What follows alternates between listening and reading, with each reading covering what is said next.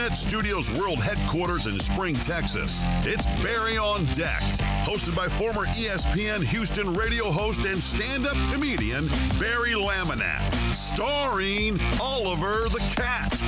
Written by Barry Laminack, produced by Barry Laminack, directed by, you guessed it, Barry Laminack, featuring sports, entertainment, special guests, film sessions, and some drinking.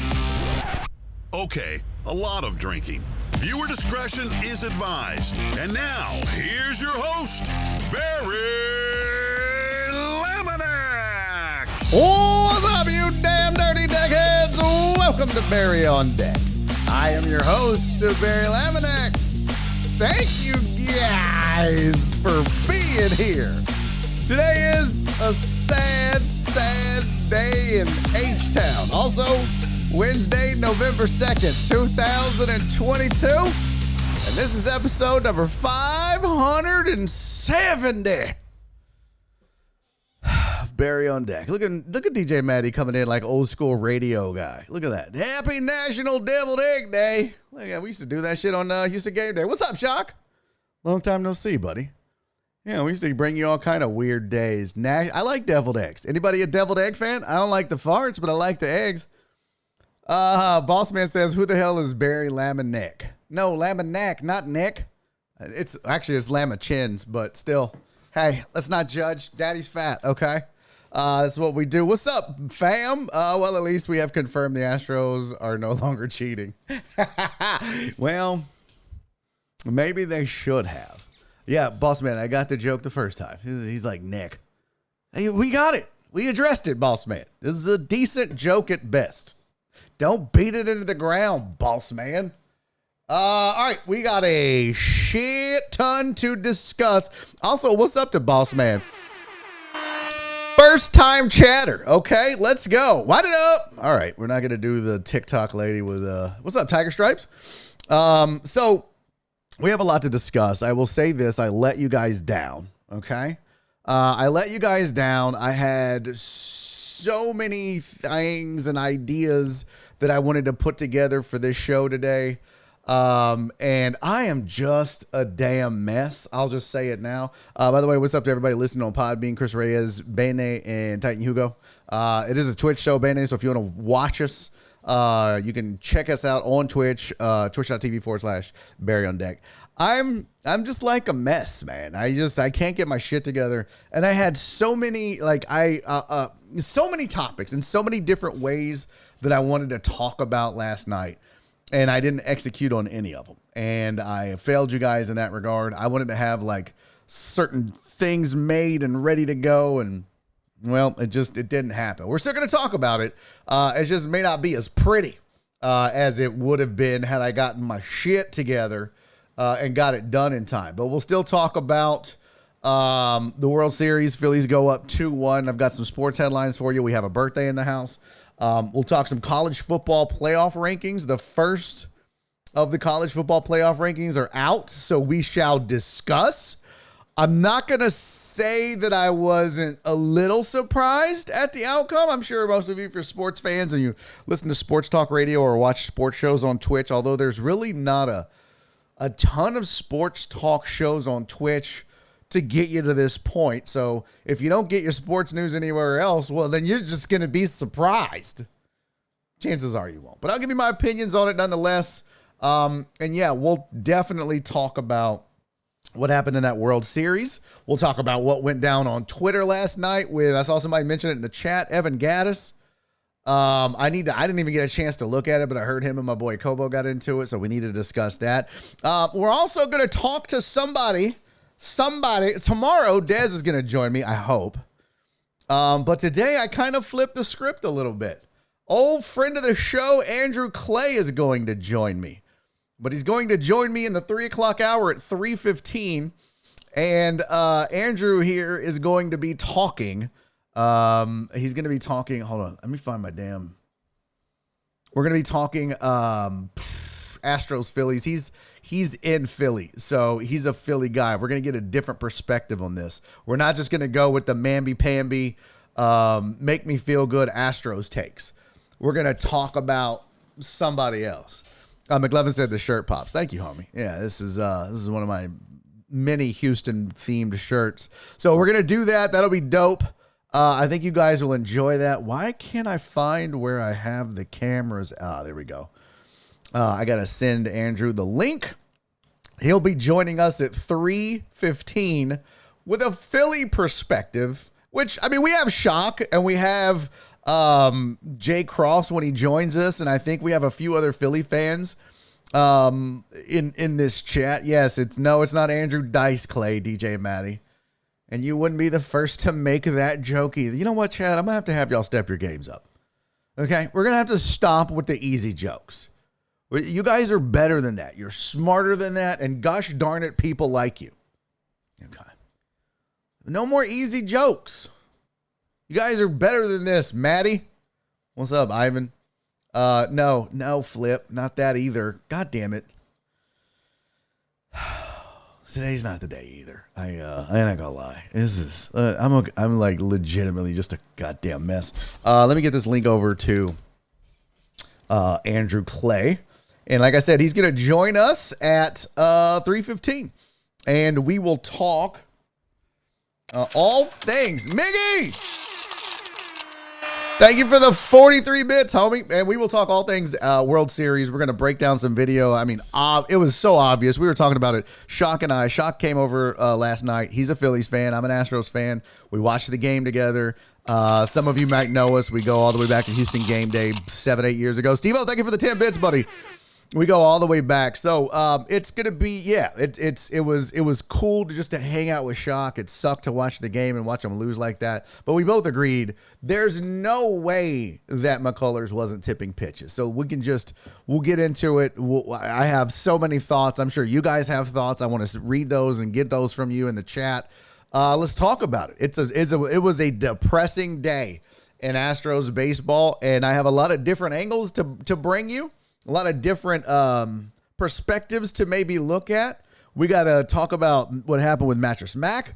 We got to talk about the Evan Gattis thing. I want to look more into that on Twitter and kind of see what went down. I retweeted him because I think he's right. Initially, I don't know what he said after that, but we'll look into it.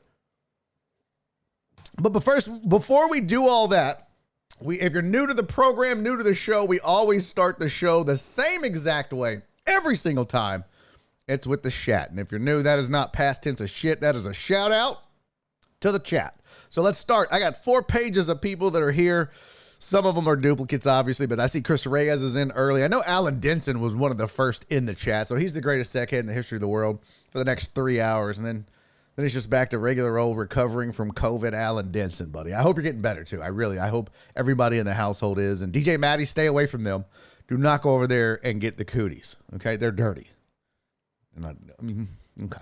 What's up, Chris Reyes? John Dory, how are you, buddy? Rudy Rob, what's up? Sanitize, wash hands, social distance, back the fuck up. Alex Villanueva is here. And so is Jared Taylor. Shock's in the building. What's up, homie? CC, how are you, sweetie? She said Mattress Mack Shock is here. What's up, Decky Doodlers? Flip is in the building early. Uriel Villanueva, how are you? AJB, what's up, Aaron J. Bryant? Super Falcons fan. Heartthrob is here. What's up, Philip Bernard? Heartthrob Rob. Okay. Alex Villanueva, DJ Maddie, and Nightbot Boss Man showed up. McLovin is here. Flip I got. I almost called you Lil Flip. Shots fired. What's up, Perry? What's up, Tiger Stripes? Who else? McLovin. FJ, what's up, dude? The best part is Mattress Mack after the end of the game. Yeah, we're going to show that video. It is phenomenal. What's up, Steve-O? And who else? D-Mata, what's up, Pimp? Mattress Mack getting pissed and cussing people out. I want to read the article. Again, something I didn't get to. We'll just look at it together. Fuck it. Why not, right? Ivan's in the building. I got Chris Reyes and FJ. Miggy, what's up, Pimp? Tipping on 4 threes.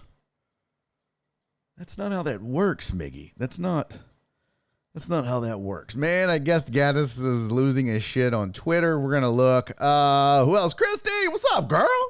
Christy's in the building. Potch is here.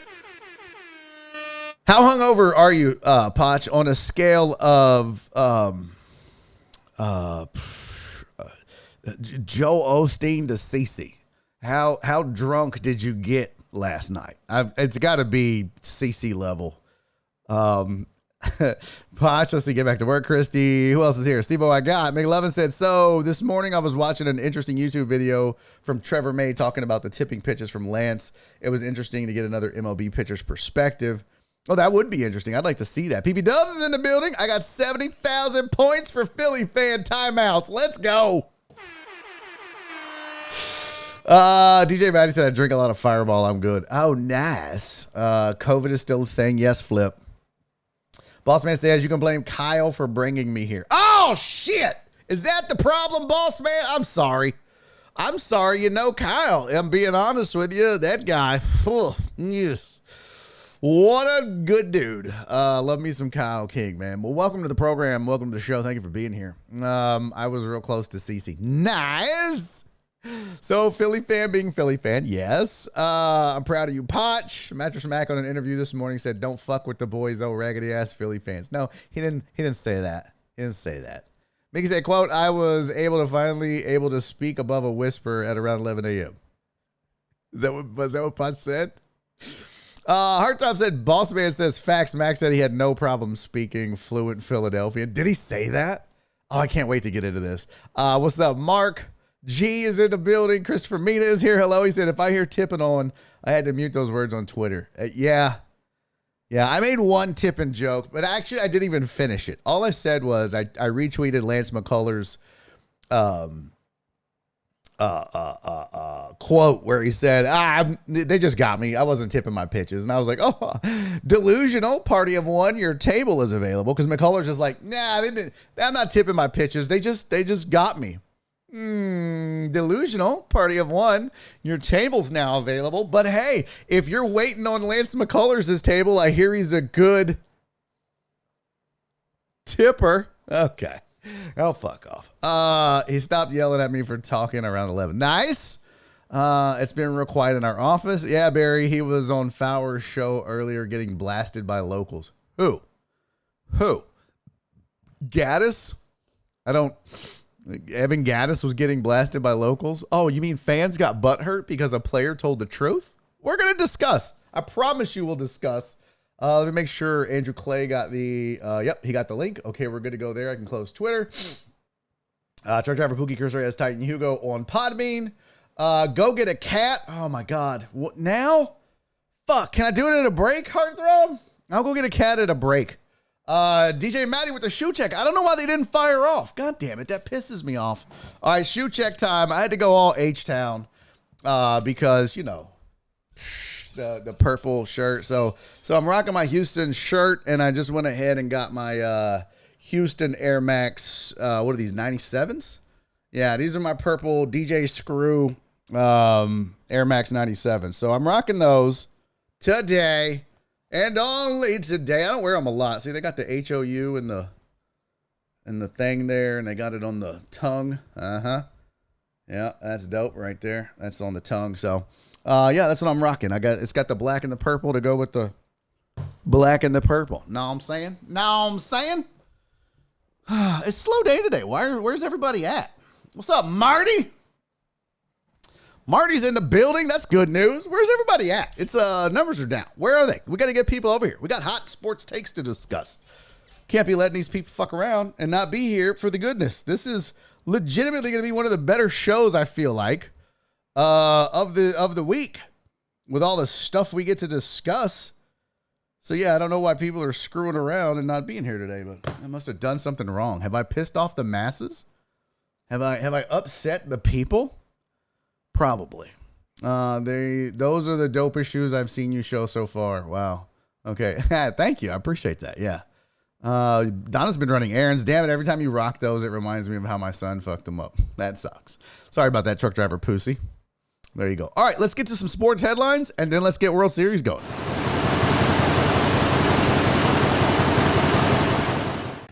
All right. Here's sports headlines for the what the frickin' flip, flower, and flaffle raffin'. Hastrackle, frackle, fleckin', what the fuck is going on? You can't see me. You can't see me. I screwed this up, I think. What's happening? Yeah, I definitely screwed this up. So there's no me on the page. Well, it's whatevs. I guess I downloaded the wrong thing. Here you go. So the Browns say that Watson is on track to start December 4. Is that the Texans game, by the way? Is that still the Texans game? I need to double check that. ESPN. Let's see. NFL Texans Sketch. Yep, December 4. So that is he's still on instant improvement. You shut your mouth. Yeah, I think so too, in a way. I mean, there's just too much coincidence to it, but it's whatevs.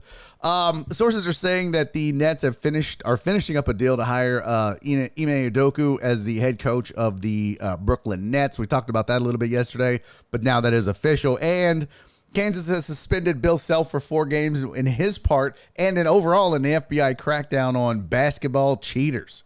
And lastly, don't fuck with Mattress Mack. Oh, don't start none, and there won't be none. Let's get to it, ladies and gentlemen. I have a lot of this shit saved on my, let me go to history, his story, and then we're going to go tabs from other devices. There we go. My God, I have way too much shit open on my lappy top. Here we're going to go that, and that, and that, and that, and that, and that. All those are color schemes for the new business idea. Yeah, I said it. There's a new business idea. Jen's going to kill me. What's up, Stephen Luther? Good to see you, buddy. Thanks for being here. It's BS. He shouldn't have lost an entire season, or he should have. No, I totally agree. Yeah. I mean, look, that's one of those things, boss man. Like, you're not going to get an argument out of me. I totally agree. I think that, and at the end of the day, I think the NFL, the way they fix this, and we talked about this when it all happened. You know what? From now on, each offense is its own bannable offense. You don't just lump them all together. Because if he just got one game for every one, alleged offense, he'd miss damn near 2 seasons. So, okay. Let's pull up. All right, so here's the first one, and there's the article. All right, here we go. We're going to put this over here on the screen, Chrome resize. So here's the first things first after the game last night, and we will talk game. We will talk about the baseball game itself. I mean, there's not a lot to talk about other than the tipping pitches part. People want to blame Dusty for leaving McCullers in too long. I don't know that it mattered last night. Put it this way. Just save it. Let's do this Mattress Mack thing first, and then we'll get to the game and Dusty and my opinions on it, because I don't think people think before they make takes. And I'm talking about media people, my fellow radio brethren. I'm talking about writers. I'm talking about TV guys. I just think some people just like spout out what they feel like the rest of the masses are saying and that the fans want to hear, and they don't really think about everything involved. I don't know. It could be me. But Mattress Mack was apparently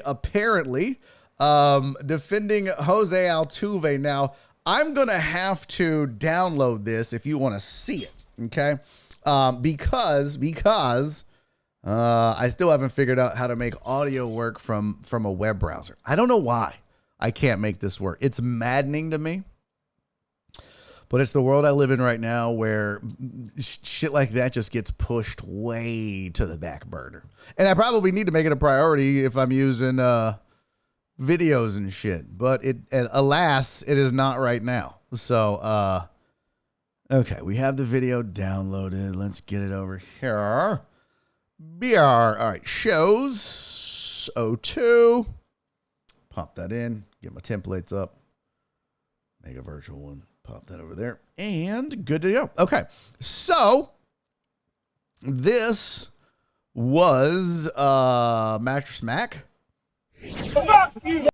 and apparently he was being yelled at by a Philly fan, or I don't know who it was. We'll find out in the article when we read it, but this was Mattress Mack's response to all the shenanigans in Philly out on the streets, I guess, it was at the concourse. People were yelling at him. Philly fans were talking shit. And, well, this was Mattress Mack's response. It was a very Philly response. Fuck you, never go home. Fuck you, right in his face. Never go home. Boy, Mattress Mack was not taking any guff. Fuck you, never go home. Fuck you, never go home. Oh, boy, I tell you what. Let me tell you why this is gangster. And no, this isn't Windows will screw with it occasionally. Make sure it's on the right output for your application. Yeah, dude, it's a fucking nightmare, boss man. A nightmare. What was I saying? Oh, what I like about this video, it's very short to the point. Obviously, people were talking shit. But here's where you know Mattress Mack is a gangster. Not because he was just yelling fuck you at Philly fans. Okay? That's not gangster. That's not gangster. What's gangster is that instead of walking away going, hey, fuck you, fuck you, fuck you, as he walked away, watch him, because he walks and he stops and he tries to go at the guys. He's like, hey, fuck you. And then security steps in. That's what's gangster. That's what's gangster about this. I mean, just yelling fuck you at a Philly fan. That's just speaking their language. But the fact of the matter is, he went back for more. Look, right here. He's like, fuck you. All right, walk away. Nope, right there. You see that? Right there. He starts to walk away. He's like, yeah, fuck you. Bitch, right here, right there. See him? He's trying to get at him. He's not walking away. And he stops and the hands come out of the pockets and, oh, I'm here for it. Oh, I'm here for it. I love watching old people fight. Man, come on. Who doesn't want to watch a 70-year-old and a 17-year-old go at it? I do. Please. And you know what? I mean, I feel like Mac can still throw hands a little bit. I feel like I think he can still drop them bees on him. I do. I think Mac has still got a little bit in him. He's still feisty. I mean, he's a little bit more frail now, to be sure, but he's feisty if nothing else. And I think that just, for a fan base that was so dejected and sad and, boy, that really got the juices flowing, I think, for a lot of us. So stop. What you talking about? Why do I need to stop? Stop what? Stop what? The truth, Flip? The truth? The truth? Don't make me send Mattress Mack to your house. Pimp, don't make me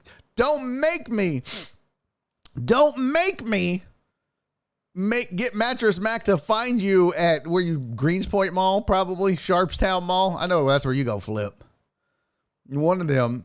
Mac wanted to smoke. He did. He went back.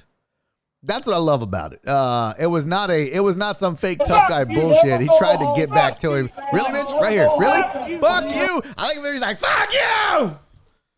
Fuck you. Like, he's into it, man. I love it. So that's Mattress Mack. Now, they said, let's see here. Oh, God damn it, Chronicle. Get out of here with your bullshit. Here you go. So, on the Chronicle, Mattress Mack says he was defending Astros Jose Altuve during a violent altercation with Philly fans. Galley Furniture owner and Houston legend Jim Mattress Mack McAvale said he was defending Altuve when he was caught on camera arguing with Philly fans at last night's World Series. I love that somebody was like, oh, Mattress Mack he can't take the pressure of losing a bet. Bitch, have you checked the Astros record in the World Series? He's lost quite a few of these bad boys. Remember he had the one on U of H? If U of H wins it all, you get your Mattress right. Last I checked, U of H ain't hanging no banners, and the Astros have only hung one. So trust me, that ain't it. It's not the pressure of the bet. Mac don't give a fuck. He hedged. Oh, people, he hedged. Mac may be crazy. Mac may be gangster. Mac, you know what? He's not dumb.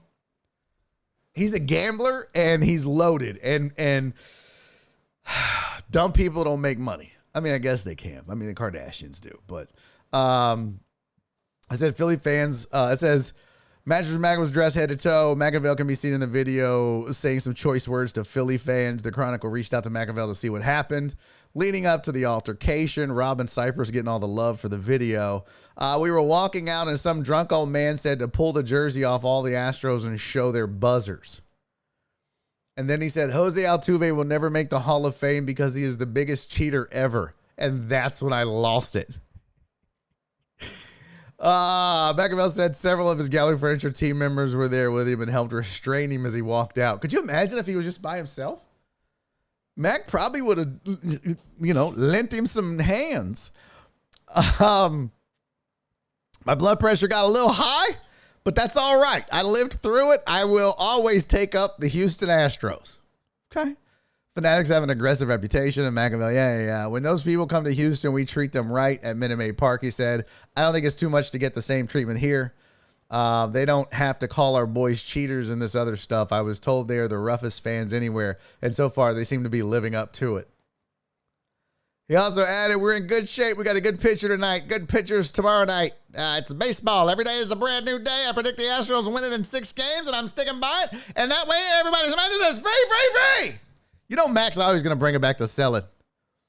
I feel like, Mac, no matter what, at the end of the day, Mattress Mack is a salesman. He don't give a fuck about the Astros as much. He don't care about Houston. This motherfucker cares about moving mattresses, okay?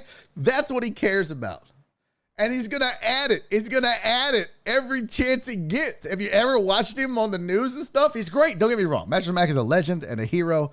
And the best thing to happen in this city in a really long time. But he will mix in an ad when you least expect it too. I was literally expecting him in the middle of that argument to be like, hey, fuck you, asshole. Come here. I'll knock you out, put you to sleep on a Tempur-Pedic, but you can get a Gallery Furniture and have it delivered today. And once I deliver this knockout to your bitch ass, whoa, did you just try to sell me a mattress in the middle of talking shit? That's right, motherfucker. I'll put 10 of these across your lips, but you'll go night-night and sleep comfortable on a Tempur-Pedic. You won't wake up with a sore back, and you'll get it tonight, no back order slips.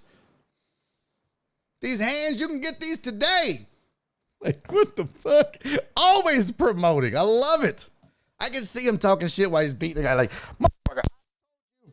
Oh, shit, I just knocked all my shit offline. Just beating him and shit. I told you, you motherfucker. Fuck Philly. Also, how's your mattress? Is it going good? Do you like it? You gotta love it, man. So, Mac freaked out. Houston freaked out. We got a lot to get into. Don't forget, 3:15, Andrew Clay gonna join me from Philly, from Pennsylvania, the Keystone State. And he is going to talk Astros Phillies with me. D-Mod said t-shirt time, a picture of Mac yelling, fuck you. Oh, it's coming. If there's one thing this town will do in a quickness, it's get a t-shirt out when some shit happens. Marty said Mac in a fight and selling mattresses. I just kind of figured that's what he does, right? I feel like he would just do that at the dinner table with his kids. Could you imagine growing up being Mattress Mack's kid? Could you imagine? You're like, all right, finish up your dinner. All right, I finished all my dinner. I ate everything. All right, is your homework done?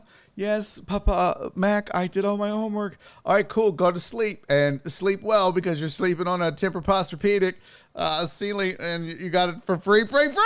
You're like, Dad, I'm 9, Dad. Stop selling me mattresses at the table. Hey, did you wake up with a sore back, little missy? Reyes said his daughter's hot. So they called a cheater. Why is he so charged up?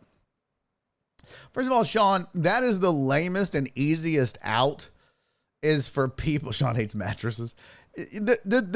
I saw somebody talk shit about bringing up cheating. And I'm like, you know what? Eventually, everyone's going to have to let it go. The Astros got to the World Series in 2022 and they didn't fucking cheat.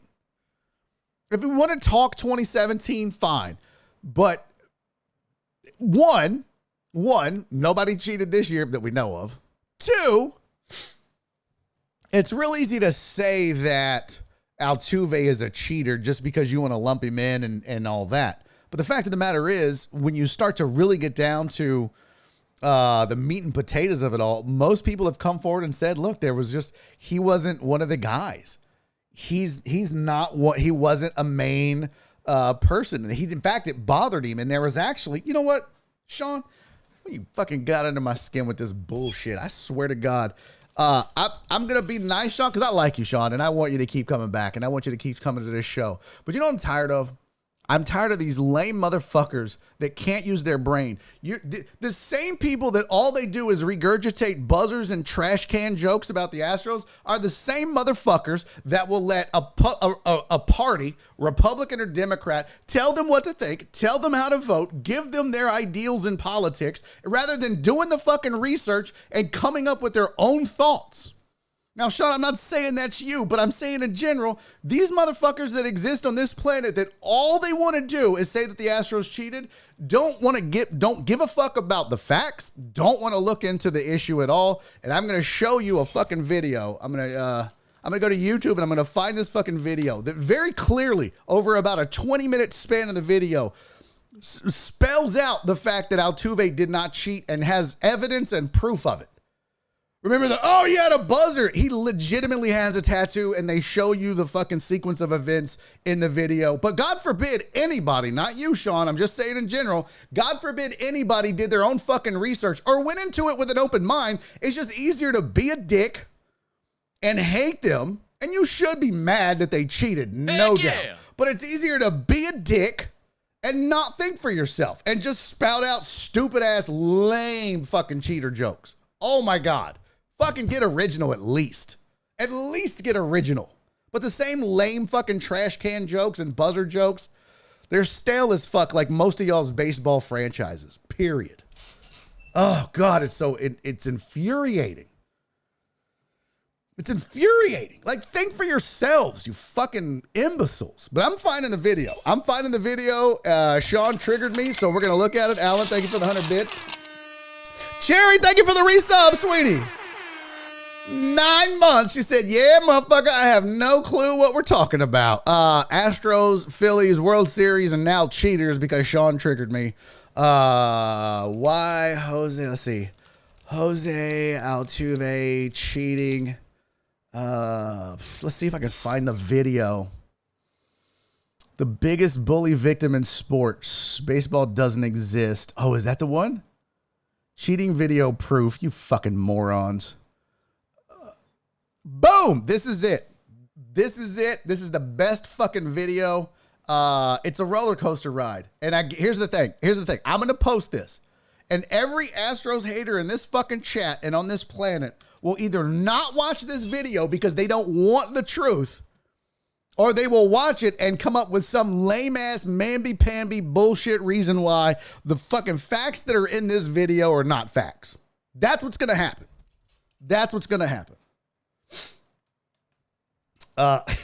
Jerry said someone brought this up this morning. I just stopped talking to him. It's so dumb. Like, just watch the video. This video is 16 minutes long. I kind of want to watch it with you, but I feel like I would get a copyright strike. Yeah, and then like the first fucking there's 4,000 upvotes on the first what's it called? Here, I'll even put the damn thing on the screen for everybody to see. I'm tired of this shit. I just am. I'm getting sick of it. Y'all know me for one thing and one thing only. Originality. Okay? I'm gonna always be original. If somebody else does something I want to do, I won't even do it because I don't want to copy them. There's a lot of times I won't even do topics on this fucking show because by the time we get around to 2 o'clock, they've been beaten to death. Y'all know me for nothing else but originality. That's first and foremost. It may not be the best. It may not be the smartest. It may not be the funniest or the best take, but it's fucking original. I've never taken anything from anybody. It's always original. And that's what drives me fucking insane is the amount of people that just regurgitate the shit that they hear. Now, the crazy thing is I love this part because it says, funniest part is when fan bases instantly forgive a member of the scandal as soon as they join their team. Oh, fucking A, yeah. But there you go. This whole fucking video, 16 minutes. And the people in this chat probably don't need to watch it. You don't need to watch it because you're not fucking idiots. It's these stupid ass imbeciles on social media that say the same, yeah, with the trash cans and the buzzers, Altuve's the biggest. Shut the fuck up. He's not. He just absolutely is not. And me and Mattress Mack will fight you. I probably got to do a lot of the fighting for Mac. So the video's in the chat. Sorry for the rant.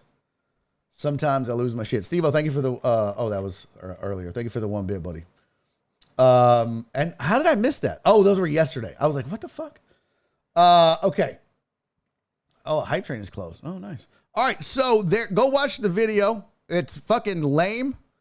Exactly. Let's see. Correa signs with, dude, if Correa was a fucking Yankee or a Dodger, you think those motherfuckers would be crying about him being a cheater? Fuck no. I've even seen Yankee fans on Twitter. Hey, maybe we can go get Carlos Correa because he's a free agent. Oh, tuck your dick up under your taint and go fuck yourself. You wishy-washy, mealy mouth, carpet-bagging Yankee piece of shit. Fuck you. Ugh.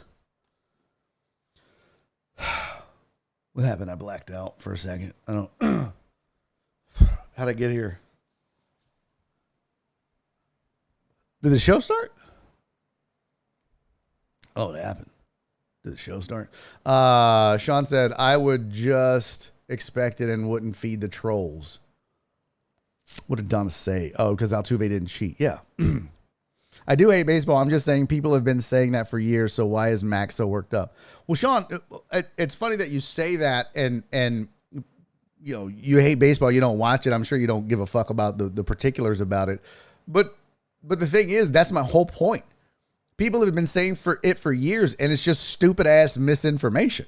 It's not the facts. It's what they want to hear, right? It's just like politics, bro. It's just like politics. You can tell somebody the fucking truth. You can tell somebody the facts. But if it doesn't align with what they've been told to believe by their party, they're not going to believe it.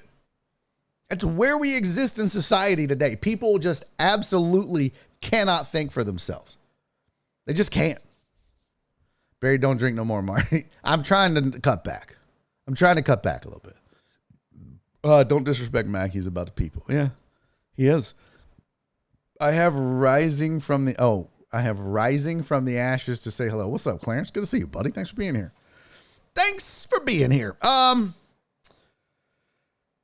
Where did I want to go next? There was a couple. Where's my videos or my? There we go. All right. So the Mattress Mack thing is done. Let's talk a little bit about the game.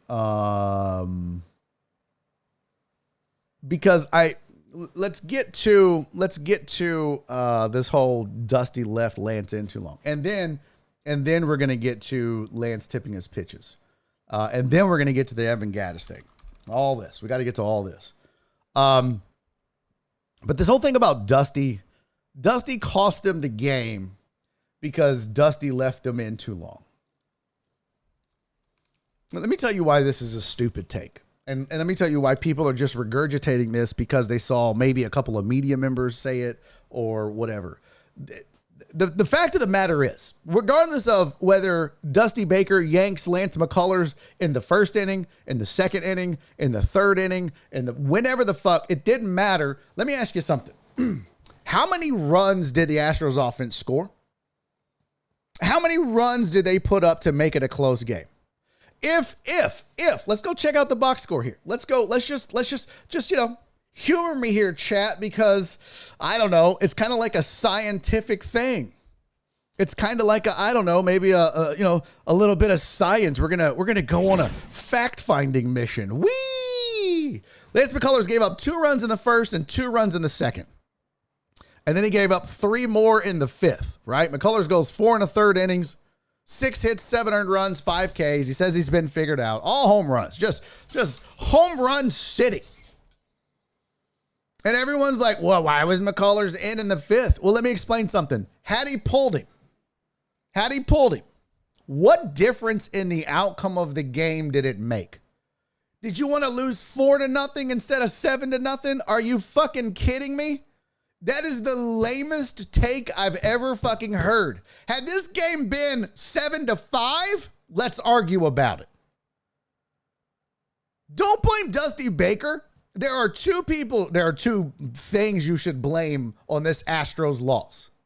Two things you should blame on this Astros loss. Number one, blame Lance McCullers because he tipped his pitches and he got absolutely fucking raked. Now, not only was he tipping his pitches, but even if they know that a curveball is coming or a breaking ball or not a fastball, guess what? If you don't throw it in the zone, if you don't throw it in the meat of the fucking plate, center cut, if you're just missing out of the zone with it or way up in the zone with it, maybe it's a pop-up or a ground out or a dribbler. But when you put it right in the middle of the fucking plate and they know it's coming, that's when you get those monster fucking shots.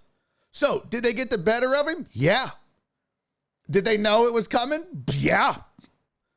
Both of those can be true. Lance just like, they just beat me. They just got the better of me. Yeah, they did. They 100% did. I wasn't tipping my pitches. No, yeah, you were. 100%. Because you know what? If some of those breaking balls hit the dirt, guess what? Nobody's hitting it out. But when you throw that fucking 86 miles an hour right in the heart of the plate and down too, where they can get the lift on the ball, oh my God. Just disgusting. So feel free to come up with whatever fucking excuse you want to blame Dusty Baker for the Astros losing 7-0. But last I checked, Dusty Baker didn't take a bat up to that plate and fucking flail about, looking like an asshole because he couldn't hit. The Astros mustered 5 hits, 5 of them. And most of those came from the bottom of the order. Pena had 1, and the rest of it was Yuli, Hensley. I don't even know why the fuck he pinch hit with Mancini. That was fucking stupid. Just leave Hensley in and let him get another AB. Yuli, Hensley, McCormick, and Maldonado all got hits at the bottom of the lineup. 1 through what? 1, 2, 3, 4, 5. 1 through 5, 1 hit. Dusty didn't lose this fucking game. Dusty Baker's not the reason the Astros lost. So any of you that are out there tweeting about, well, Dusty should have taken Lance, it didn't fucking matter. They scored 0 runs. Lance could have gave up 1,000,000 fucking runs. Or, spoiler alert, Lance could have went 9 and gave up 1 run. And guess what? He'd have still lost. It's maddening to me to see fan bases flail about when they're just fucking, dude, you just got raked. You got your ass whooped. It's okay. It's okay. It's okay. You got your ass whooped. It happens. But don't start blaming shit that didn't have anything to do with the outcome of this game. Man, and I told Shock this last night on the porch as we watched. Shock's a Philly fan, reminder. I said, mark my words, there are going to be Astros fans that blame the rain, the day being moved back, the game being moved back a day. They're going to say that was done on purpose by Major League Baseball because they knew Suarez would be able to pitch, and then he goes out and pitches a shutout. That's what's going to happen. You mark my words. There are going to be, in fact, we could probably just start searching it right now, but there are going to be Astros fans that are bitching. Well, had we played yesterday, it would have been Syndergaard and a lot different, really, because the tail would have been the same on Lance McCullers. Knowing what was coming would have been the same. They maybe just lost 7-5 instead of 7-0. Stop that. Stop that. They got their ass handed to them, and it's okay. You're down 2-1. All you have to do is win 1 game. Even if they lose tonight, it's fine. It's fine. You got Verlander going in game 5. Well, but Verlander's 0-8 as far as getting wins in this World Series. I don't give a fuck. It's still Justin Verlander. I don't care. He's your best pitcher. If he's not good in the postseason, well, fuck it. You're the one that keeps resigning him, Astros. It's just maddening, man. Like, people just, I don't know what people think when they watch sports. They just lose their mind and their passion. Sports and politics is so fucking similar. And it is maddening to me because it's like, what are you thinking? What are you thinking with that garbage ass take that Dusty Baker's the reason the Astros lost? No, they're not. He's not. Game 1 was way worse. For what? Game 1 was way worse than last night's loss. I mean, they're all losses. They're all losses in the World Series. And look, the Astros, we could probably pull it up All the Astros have to do is win one game on the road out of 3. Do you know how many times the Astros went on the road and went 1-2 in a series? Lost 2, but won 1? Probably a lot. It's not unheard of. Now, could they get swept? Yeah, sure. Absolutely. I think Wheeler and Nola are now going for the Phillies, and that shapes up better than had it been Syndergaard and Suarez and Nola next. Sure. Yeah. Okay.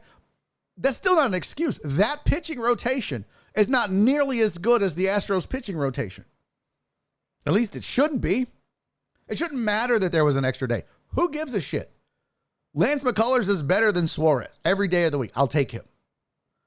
Right? I mean, I'll take Framber Valdez over who pitched in game 2. Wheeler. I'll take fucking Justin Verlander over Nola. I mean, there's not a starter in that rotation. I don't think when you go matchup for matchup that if you made me pick 100 times out of 100, I wouldn't take the Astros guy. That's how good that rotation is. But guess what? Sometimes people just shit the bed. Sometimes people just don't perform. It happens. Baseball players don't play. Managers have bad games. Guys don't hit. Pitchers don't pitch. It happens in every walk of life. It's just stop trying to find somebody to blame. People just fail. Especially if you're going to blame somebody that doesn't deserve to bear the burden of the blame. Dusty was not the blame for last night. At all. All right, now, let's find the tipping pitches. Let's see. Is it Pitching Ninja? Yeah, Pitching Ninja had it. Let's see here. Pitching Ninja. Oh, there he goes. All right, so he had the whole tipping thing. And Christian Javier, 98 mile an hour. Javier threw 149 innings. I don't give a fuck. I don't care about that. Here we go. A lot of pitchers have 3 deliveries, wind up, stretch, and stretch. Lance was mixing both a full and abbreviated leg kick from the stretch. Can you spot a difference comparing apples to apples here? Let's see.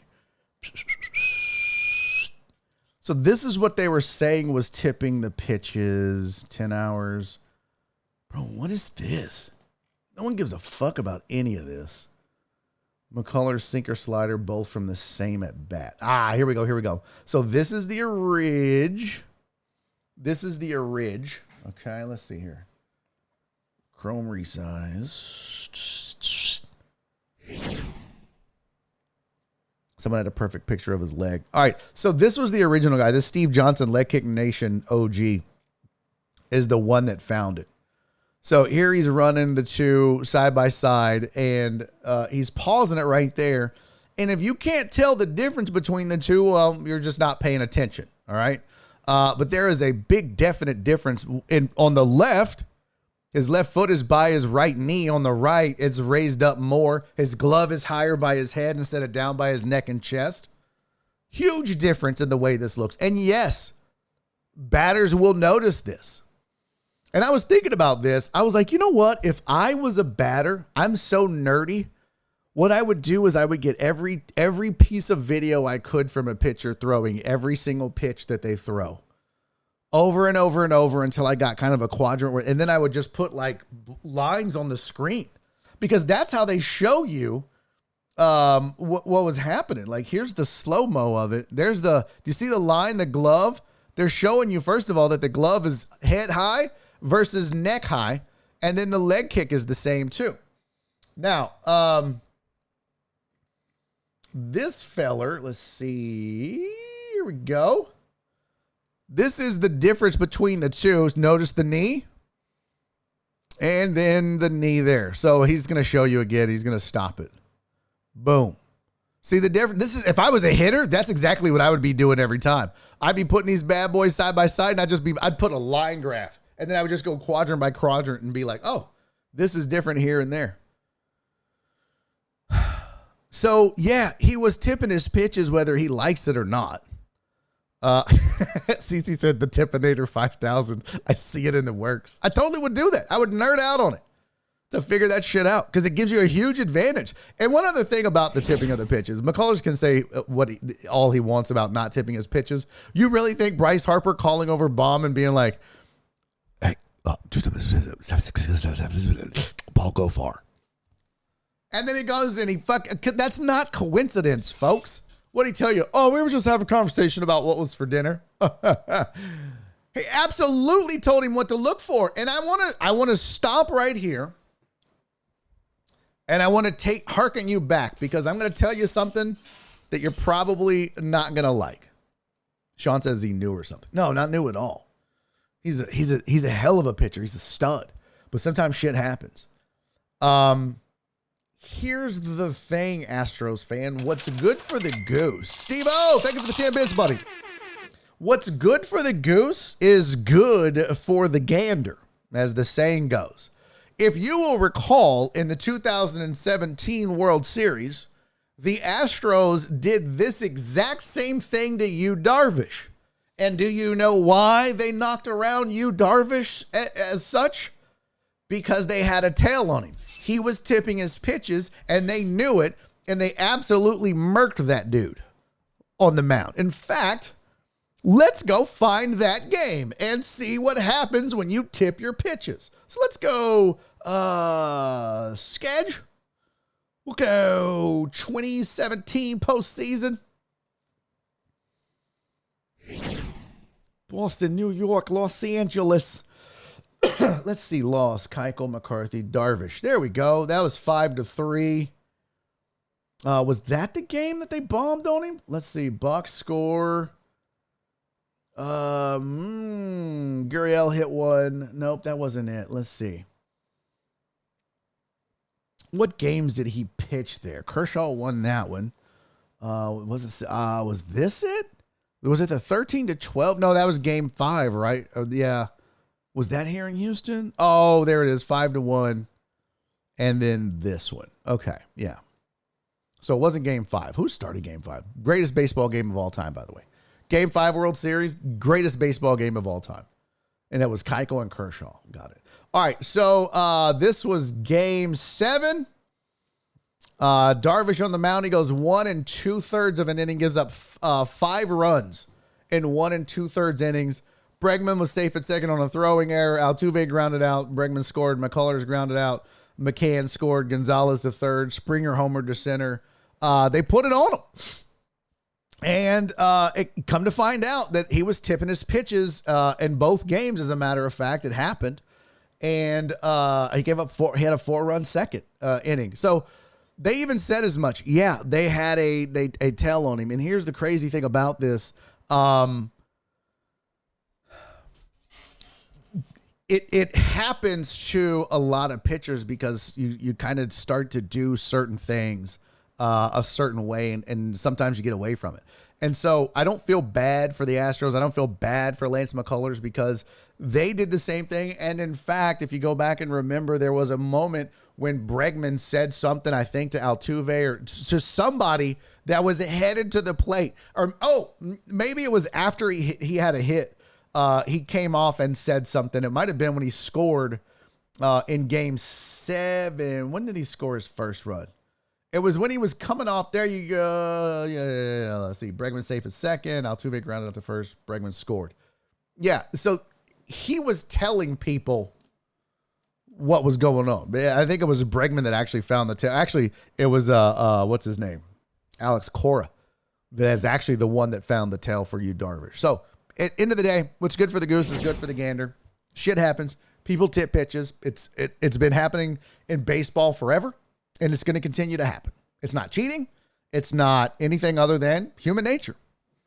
That's just it. I mean, pitchers will try to simulate the same mechanics for certain pitches, and I know there was one guy out there on Twitter that was like, well, they'll switch it up. So certain pitches, you'll have certain windups in certain ways, and yeah, okay, but I don't think that's the case. And I think when you have certain ways that you hold the glove and shit like that, that regardless of the windup, where you glove placement is matters a lot. And that was the same exact thing with Darvish. That was his tip. He would, when he was throw his breaking ball, he would hold his glove high. I think it might be opposite. And when he was throw his fastball, he would go to the belt. And that's how they knew the difference. Breaking ball, belt. That was it. That's simple. Everything else mechanically was the same. So, let's see. One other thing, and then don't forget, live from Philly, from Pennsylvania, Andrew Clay's going to join me here in a couple of minutes to talk more World Series and Phillies Astros. Adios, peeps. Back to the books. It was a pleasure. Hey, E2D, man. Appreciate you hanging out. Yeah, yes, Darvish was tipping. Yes, he was. And E2D said before he goes, I said the same thing yesterday. If they're going to do it, it's same for us. Step up a game. Yep. Start catching them off there. Yeah. Totes agree. Astros got to be better, man. That's just, at the end of the day, you come up with all the excuses you want to come up with. They just got their ass whooped. All right. That's just plain and simple. Stop blaming the wrong people too. It's absolutely ridiculous to try to blame Dusty for that loss.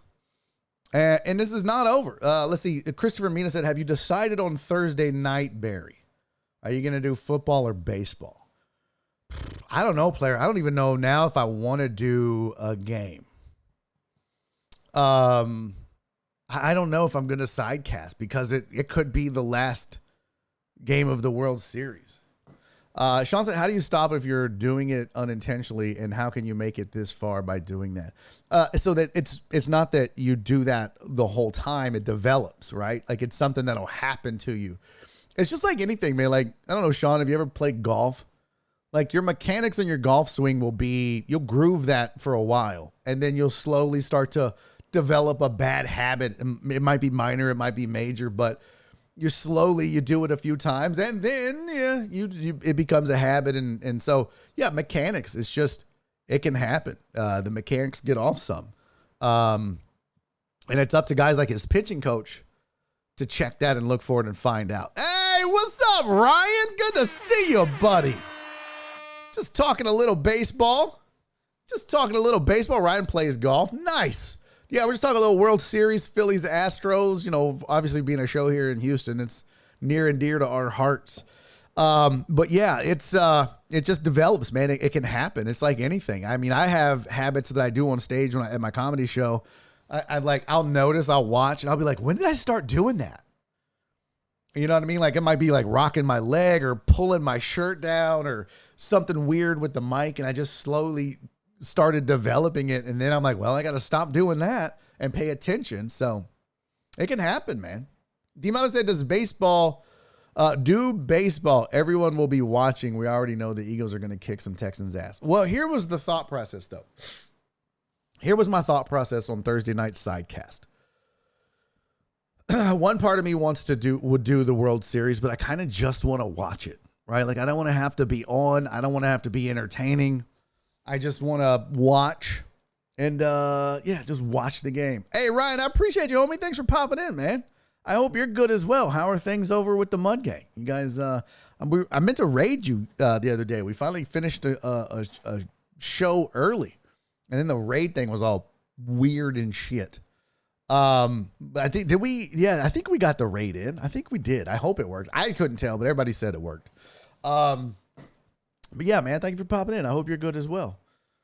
Barry's tipping his jokes. You can. Yeah, you can absolutely give away your punchlines before you tell them. But so part of me just doesn't want to watch the World Series and stream because it's like, I just want to watch the game and enjoy it.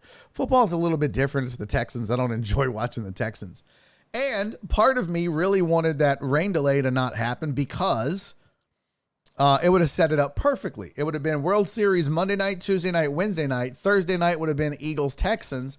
And I was going to reach out to Indy Kalu and see if he wanted to join me at least for maybe a quarter or a half, or hell, if he wanted to do the whole thing, but sidecast the game with me, especially since Indy was drafted by the Eagles, had 2 different stints with them, and played for the Texans. And I thought, well, that would be pretty dope. Get him on the show. That's my dude. He'd probably do it at least for a quarter. And I thought that would be a fun and interesting thing. And, I'm not going to lie, selfishly, I thought maybe I could pitch it to Twitch and they might put us on the front page during Thursday night sidecast, with an NFL player on, and especially one that played for both teams, giving you some insight, kind of a Dollar General Manning cast, if you will. So I don't know, man. I still don't know what I'm going to do. It's up in the air if I do anything. So we'll see. But I know, B-Hannon said that would be dope. Yeah, but then like once that window passes, then it's just like, well, shit. There goes that, so I don't know. Because then if I do that with him and we ignore the World Series, I'm just going to be like, what's going on in the World Series? I'm not going to give a shit about the Texans Eagles. Nobody. I promise you, nobody in Philly cares. Nobody in Houston cares. No one cares about that game. In fact, we might as well just put the dub on the schedule for the Eagles and keep it moving. I mean, we know how that's going to end up. And I'm going to have to listen to Andrew Clay tell me about that as well, I'm sure. You ready, buddy? It's we're a minute early, but you good? Give me a thumbs up there if you're good to go, Andrew Clay. All right. Joining me on the program right now. I'm excited about this. We became besties, almost 2 years ago, was it? When this man went viral for making MS Paint highlights of the NCAA March Madness tournament. You might remember he joined me on this show. That was one of my favorite times on this show, was having him pop in and do it. And we've been talking ever since. And he's like, hey, man, you need to bring me on so we can talk Phillies Astros. And I'm a man of my word, so here he is. Ladies and gentlemen, welcome to the program, Andrew Clay. Andrew, buddy, what's up, man? How are you? Hey, man, Bear. I say I'm ready. I don't know if my audio is working or not, but we are here and I am ready. Excellent. Can you hear me? Excellent. Can you hear me? I can hear you just fine. Perfect. All right. So, first of all, before we get into it, how are you doing, man? You good? I know you had the big change and things are going on. Yeah. How's life? Life is going. Life is going one day at a time, right? I feel that. Yeah, isn't it? I'm sorry. This is being interrupted by another Phillies home run. Oh, kiss my ass! Boo this man! Boo this man! Oh, dude, you know how are you a Phillies fan? Did you grow up a Phillies fan?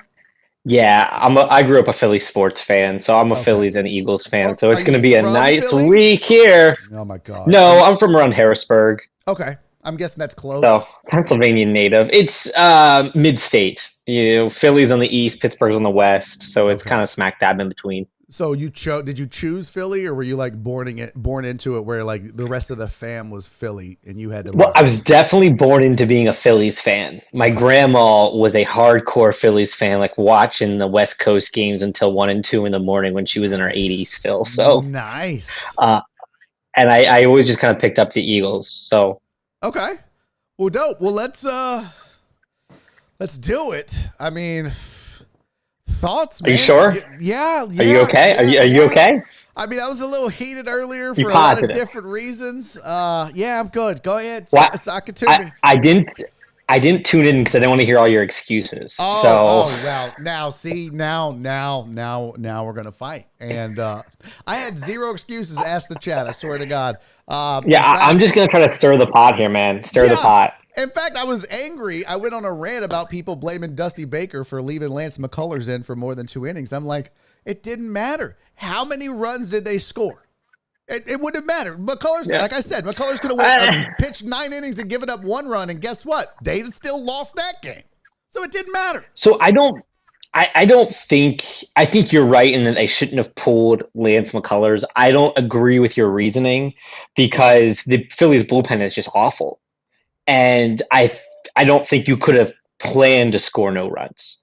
I think you don't plan that way. So, but that game ended up getting away from Houston pretty early. My point is after the game, people are like, "Well, Dusty just messed up. You shouldn't have left him in." I'm like, it didn't matter. That if you want game, if you want to bitch about it in game, cool. But at the end of the day, leaving him in, all that did was save your entire bullpen because you just went McCullers and Urquidy and then Stanek, and you still got fresh arms to carry on with the rest of the series. So, yeah, I think that's fair. In game. Yes. Post game, no, because it didn't matter. They scored 0 runs, and the Phillies feasted off him, and it was beautiful. And that city is going crazy right now. That city's alive. Why y'all trying to fight my boy Mattress Mack? Okay. Why are you trying to fight Mattress Mack, bro? What did you expect? All these Houston fans who are all up in arms about the Philly fans, breaking a window on the bus, flipping off Justin Verlander, fighting with. What do you expect from this city? This city is as passionate about their sports as any city in America, and yeah, they're gonna come at you. This city has grit, it has edge, and it has passion, and it always spills out into something like this. None of this should be a surprise to anyone. Like, water is wet. Are you going to run for mayor of Philadelphia because this garbage that you are spewing on this show right now? You're like, well, they have grit and passion. They're assholes. That's a nice way of saying assholes. Yes. No, you're spot on. And passion? You're spot on. They booed a baby, bro. The Vikings Eagles game. They booed a baby in the playoffs. Come on, man. Yeah, look.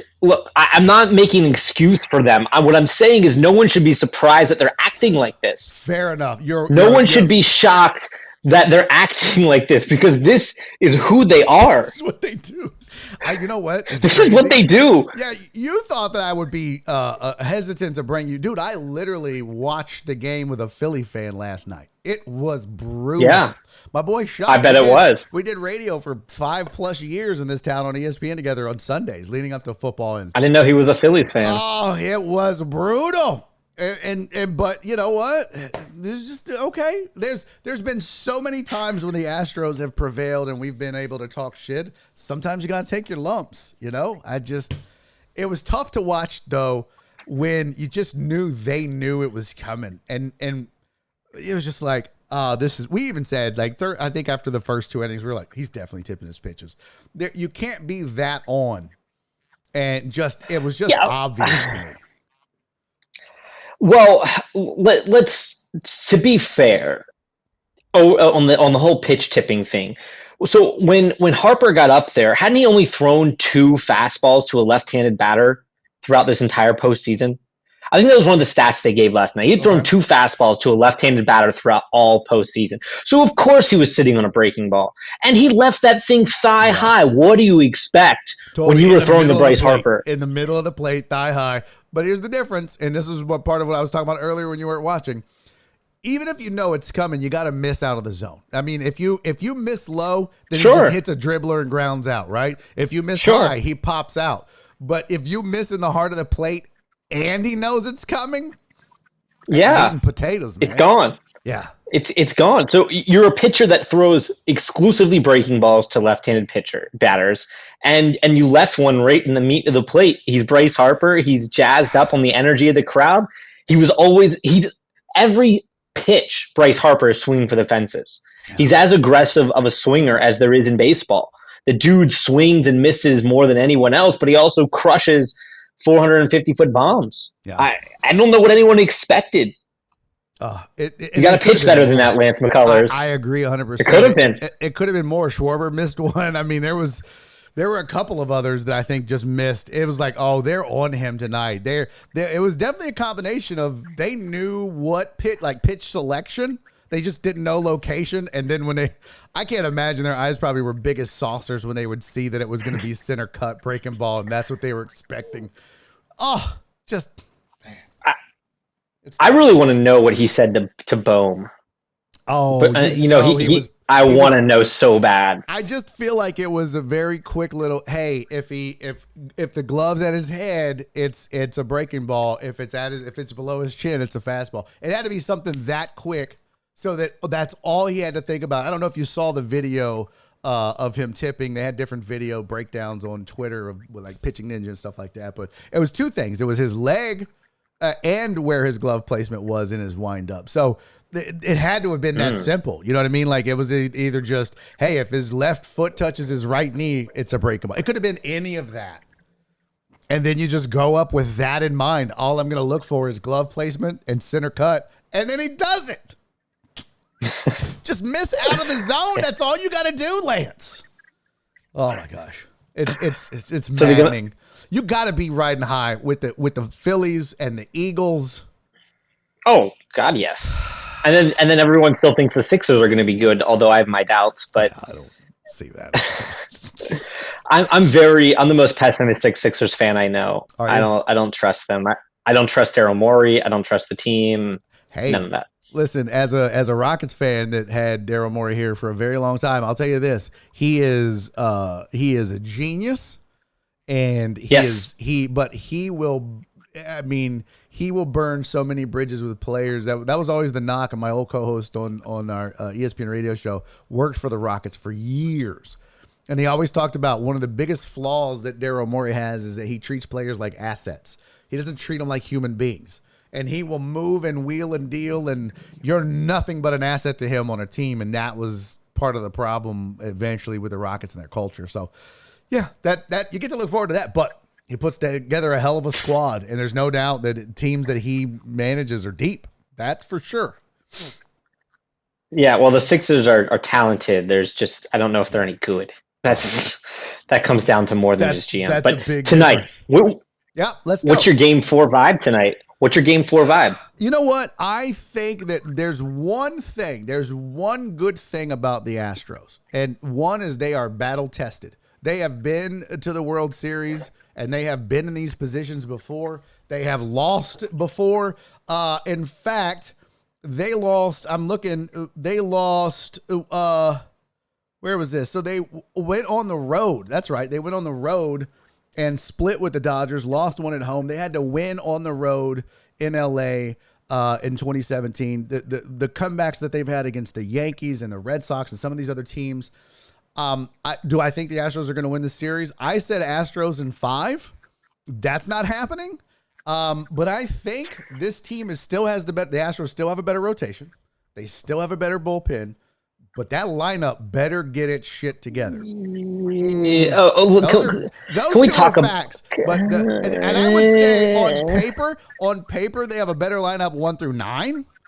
But they're not hitting. Their whole problem is offense. It's not their pitching. I don't believe that. I think that they can go pitch for pitch with the Phillies. They're just not. I don't know. I think Phillies can throw out the 2 best starters in this series for sure. You think they're better than Verlander and Fromber? I mean, dude, they've literally finished 1-2. Yes. In every statistical category in the American League. Like, they literally were the best 2 pitchers in the American League. You would take Nola and Wheeler over Fromber, Valdez, and Justin Verlander? Well, so I would definitely take Nola and Wheeler over everyone but Verlander. I think Verlander is the one that we have a conversation about. You don't know much about Fromber. But I think Verlander has I think I haven't watched Houston hardly at all this year. Are you kidding me? Now, when I lived in Louisiana, I certainly covered and watched Houston for a lot, but I have not watched them once this year. Fromber Valdez had a streak of 25 consecutive games where he had a quality start. Never been done before in baseball. Congrats. I mean, the guy, he had a 2. What was his ERA? I'm telling you, I think you're sleeping on Fromber. Christian Javier is really good. Lance, when he's not tipping his pitches, has proved he's a dog in the postseason. Sure. Lance McCullers is a good pitcher, and I just saw the Phillies hit 5 home runs off him last night. Shit happens. I mean, shit happens. Are you saying like Clayton Kershaw is not a good pitcher because of his failings in the postseason? Oh, no, you haven't even heard me bring up Verlander's failings in the postseason at all. Yeah, I haven't brought it up at all. That's why I was like, I haven't even brought it up. 0-6 in the World Series, right? He's never left a World Series. He's never left a World Series game with a lead. He's never left a game with a lead. Oh, those are terrible numbers. I haven't even brought that up yet. But there's no way Houston's going to hit Aaron Nola the second time around. There's no way they're going to hit Nola tonight like they did back in Game 1 or whatever game number that was. I'm trying. Game 1? Game 1? Yeah, Game 1 was Nola. I'm trying to pull up the team ERA for these guys. Oh, there you go. Justin Verlander had a 175 ERA on the year. I don't need the numbers. Fromber Valdez. I know what the numbers say. And don't be surprised. I know what the numbers say. Christian Javier had a 254 ERA, lower than Fromber's. So I don't need to know what the numbers say. But I'm telling you, legitimately, this is the best rotation in the playoffs, at least. The Dodgers. Well, yeah, the Dodgers had a better rotation. What division did you play in? What? I mean. What teams are in your division? I'm saying in the AL. You still played the Yankees. Yeah, what teams? And sure. Like what? 6 times? What division are you guys in? Oh, what? I mean, dude, the Phillies won 87 games. Yeah, in the toughest division in baseball. Oh, come on, that means nothing. And you did it without Bryce. How does that mean nothing? You did it without Bryce Harper half the season, and you did it. And you come through everyone in the postseason. Well, you beat the. Hold on, wait a minute. What? Oh, there we go. I was like, wait a minute. That's the Mets won 101. I was like, did the Phillies win? No, 87. No. The Phillies won 87. This is This is the largest win differential between teams in a World Series in over 100 years. Yeah, that's interesting. It's insane. It's like 19. There's like 19 wins between these two teams. Yeah, Astros won, and the Phillies are still going to win the series. So, what is your prediction? So, what happens tonight? And give me your prediction for the rest of the series. I actually always thought Astros in 6 was kind of my original prediction. Mm-hmm. I'm Phillies in 6 at this point. Are you? Phillies in 6. You know what? I don't think you're. But they could do it in 5. I don't. They could do it in 5 because the momentum. The momentum of playing at home could be enough to push them through.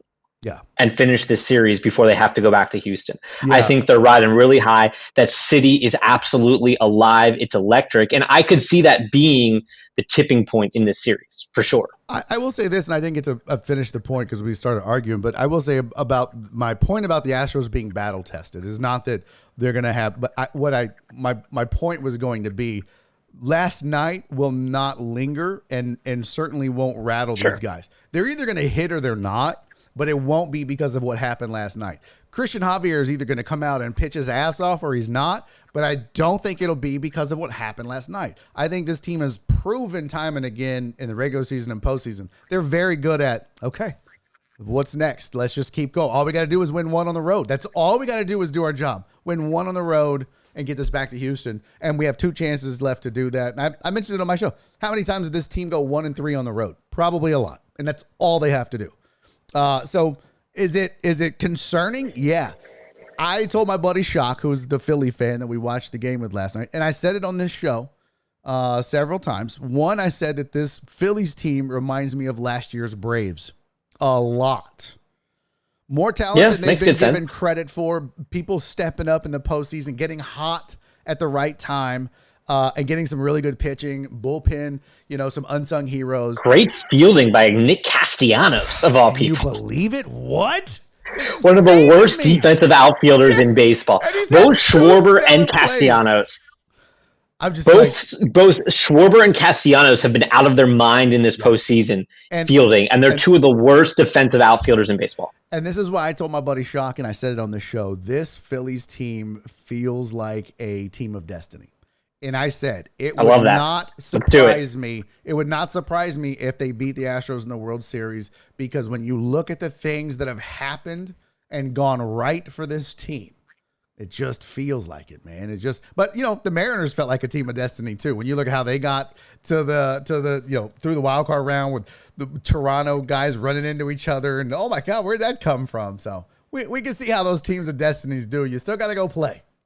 Well, Phillies win the World Series. The Eagles will beat the Ravens in the Super Bowl, and it'll be all good. Oh my God, vomit! I'm just calling it. There's no way. First of all, did you just completely leave the Bills out of the Super Bowl this year, and you call yourself a member of the sports media? I did leave the Bills out. The Bills are the best team in football by far. How do you leave them out of the World Series?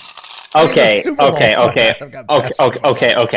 If you want to criticize me picking the Ravens over the Bills, yes, I'm okay with that. Do not call the Bills the best team in football. They are the best team in football by far. Are they? Yes. Are they? Yes. Are you sure?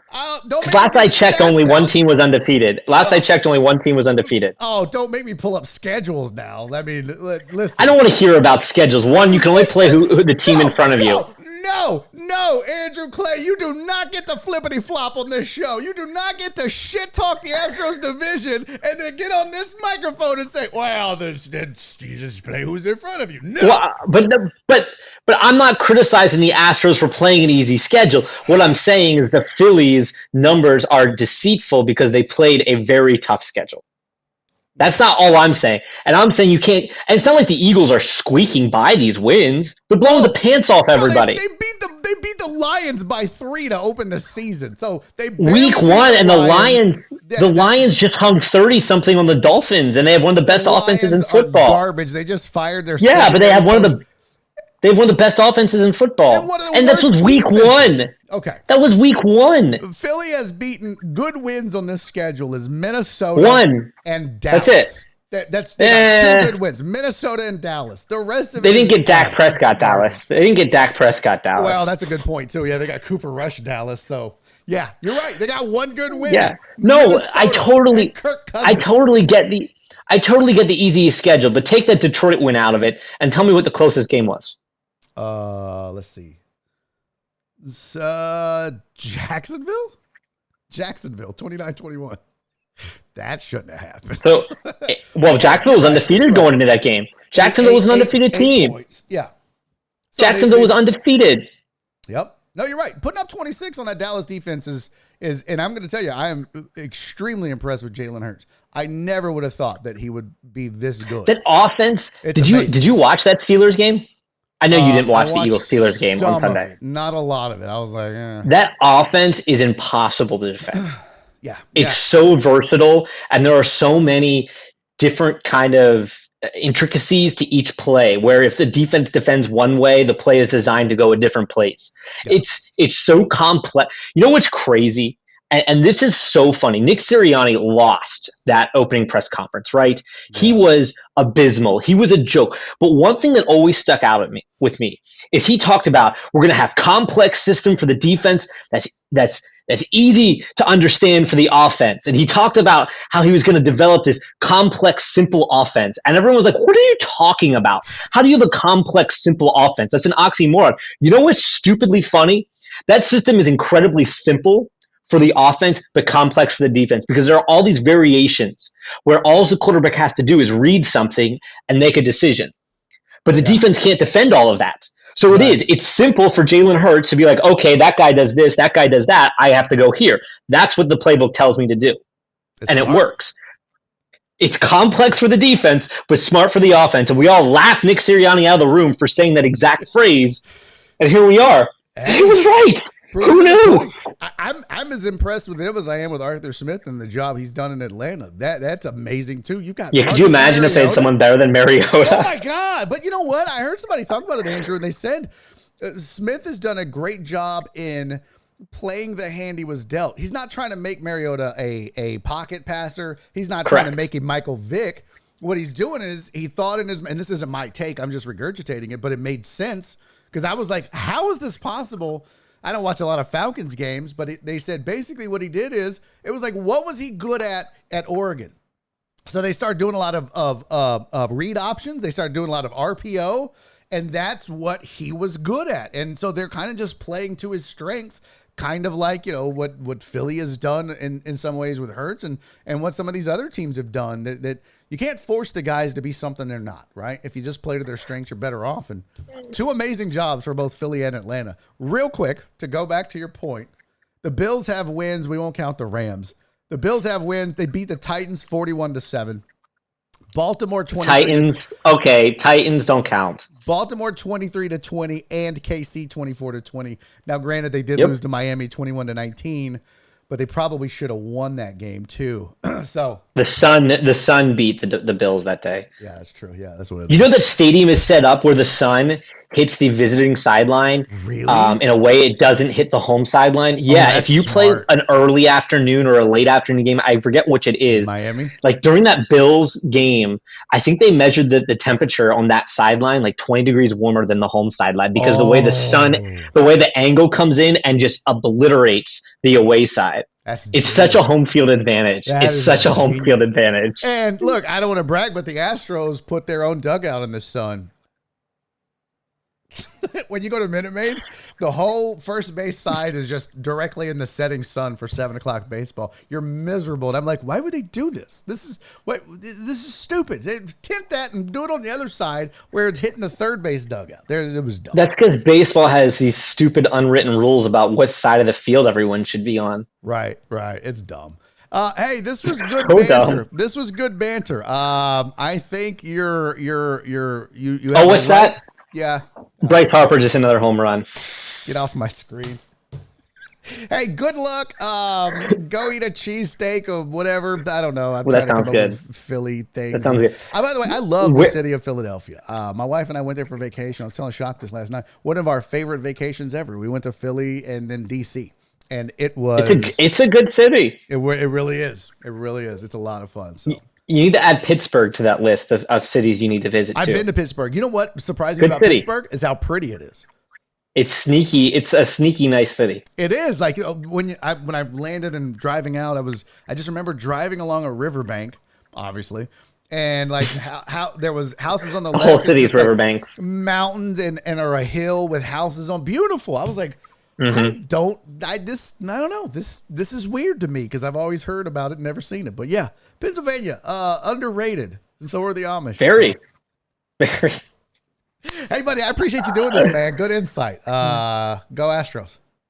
Thanks, Bear.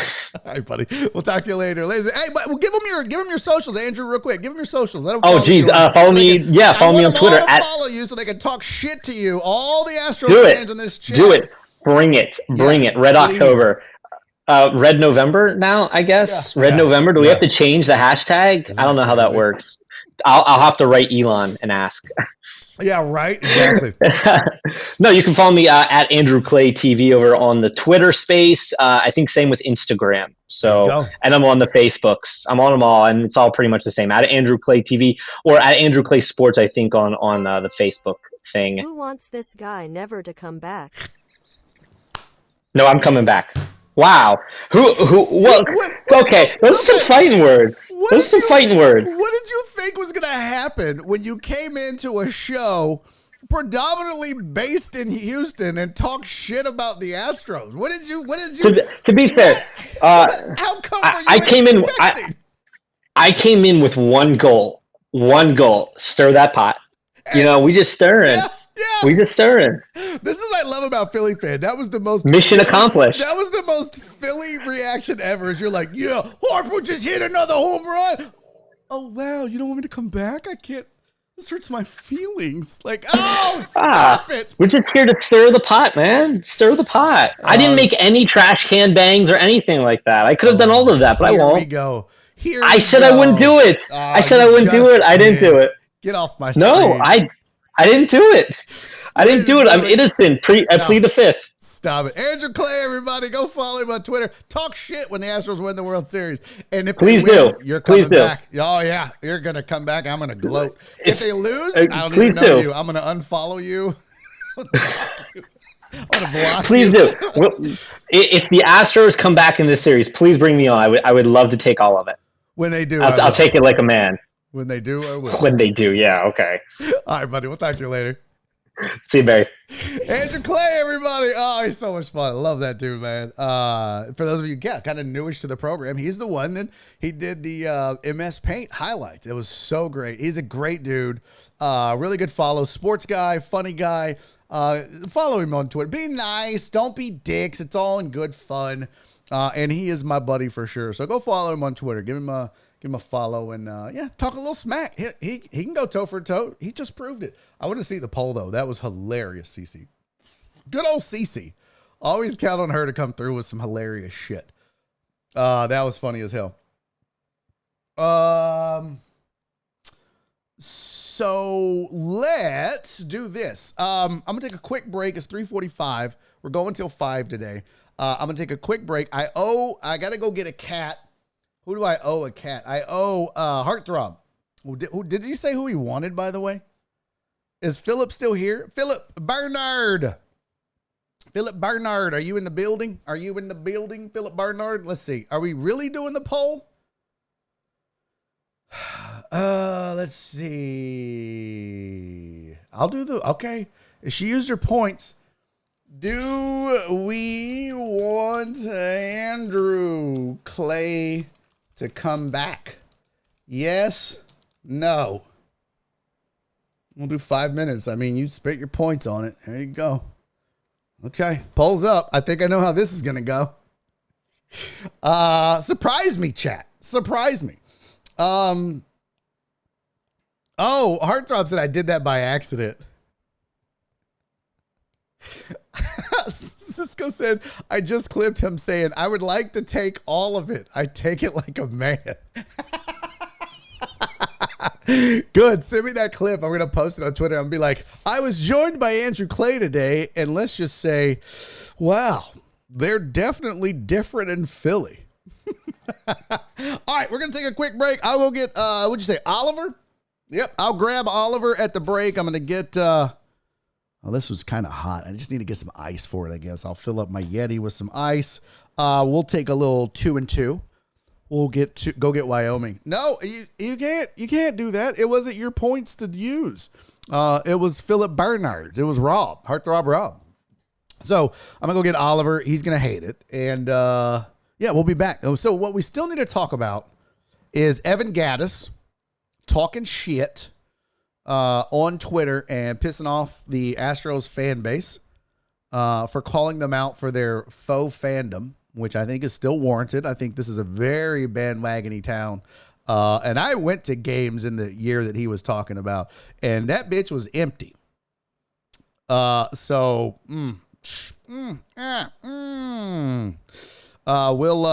discuss that and more. We still got to talk about the college football playoffs. The inaugural playoff seeding is out. Some surprises at the top. We can talk about that.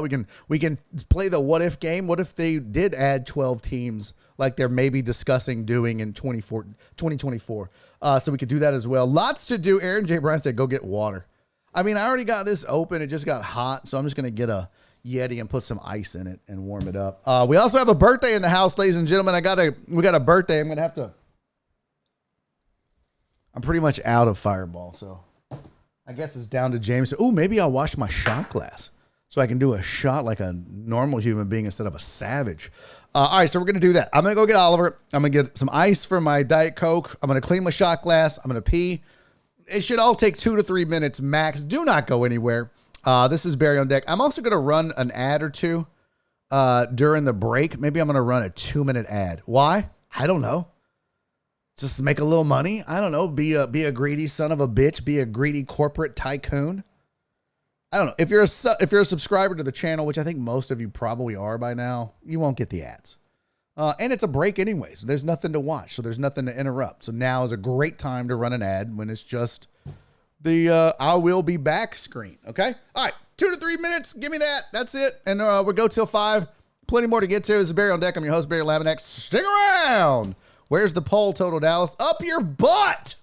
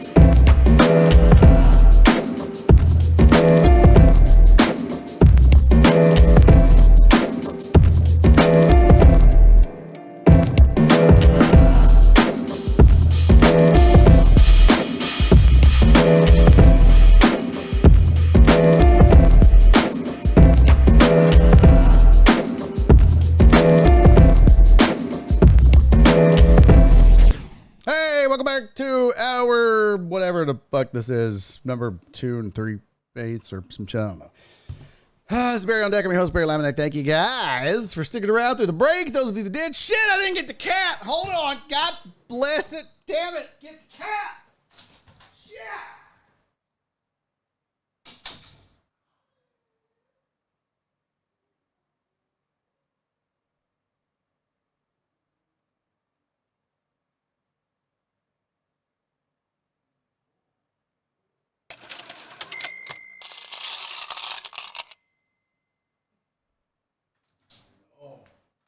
The people demand the king.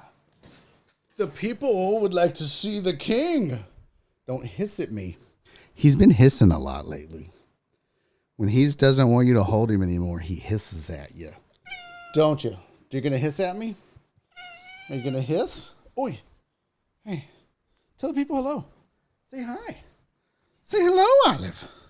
The people demand it, son. The people demand it. Oh, that's my sweet boy. This is such a good ass cat. Right? Right, big boy? Huh? Right, big boy? Oh, you like that? Yeah, that feels good. All right, go ahead. I know you want to leave. Well, take your time. Okay. Come on, fam. Get on, get. Get on, get. All right. Hair everywhere. What does Hola Dallas say? Skinny Jeans starting. Yeah. Welcome back to our Fuck the Phillies. Okay. Yeah, that's fair enough. What did Mina say? Mina's a raggedy bitch. Oh. Excuse me. Oh, burpity burp burp. All right. I'm sorry about that. Let's check the poll. Let's check Cece's poll. And view results. Do we want Andrew Clay to come back? Yes! 53%. It's close, though. 10-9. You guys ain't fucking around. 10-9. That's close. What happened to Steve-O? Oh, it's more like Steve. No, you guys are jerks to each other. Okay. Boy. Hold on here. All right. Okay. Sorry. I think the break really screwed up the numbers here now. This hurts. It hurts me to see some shit that's been happening on this show. Jay Rizzle, Truck Driver, Pookie, Chris Reyes. What's up over there on the Podbean? Okay. Did I miss any good? Damn it. I have to go to Twitch to hear the interview. Oh. Yeah. You gotta go there. Okay.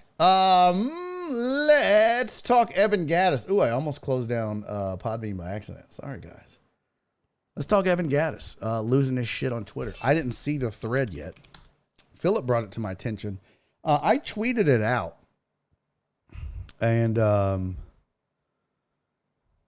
let's see. Where did it go? Mattress Mack gets into it with Philly fans. Terry Bradshaw reveals why he waited to go public with cancer diagnosis. I didn't know he had cancer. That sucks. Where is it? Steve-O! Steve-O, my friend. Did it fire off? Oh, I heard it, but there you go. Thank you for the 10 bits, buddy. Appreciate you, fam. Where did I get tagged on this? Frick. And we need to talk about this post from the Rod Ryan show. Let's see. What is Evan Gattis's? Evan Gattis. Total Dallas. Thank you for the 100 bits, buddy. Evan Gattis. You know, I messaged him one day and, what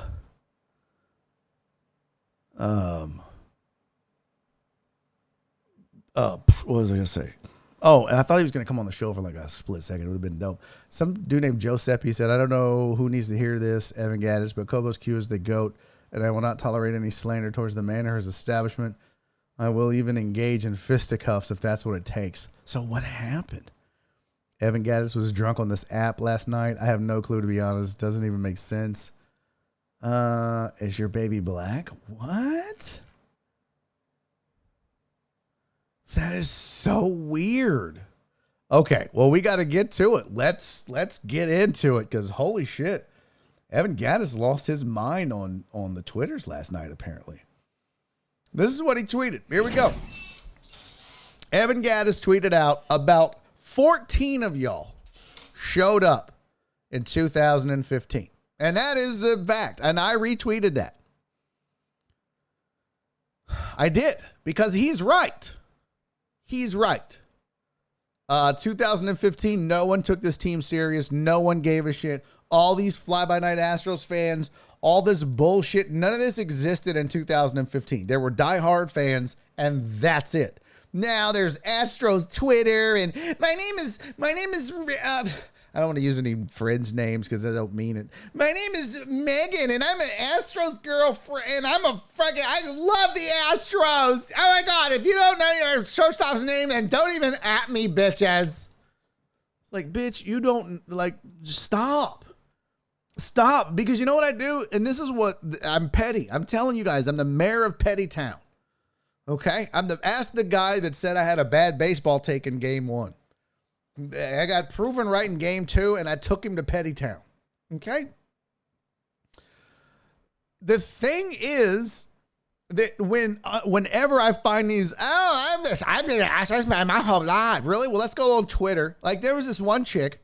She was voted like Astros fan of the year or some bullshit. I start maybe just petty searching her timeline. This bitch was a Red Sox fan like 9 years ago. Fuck you.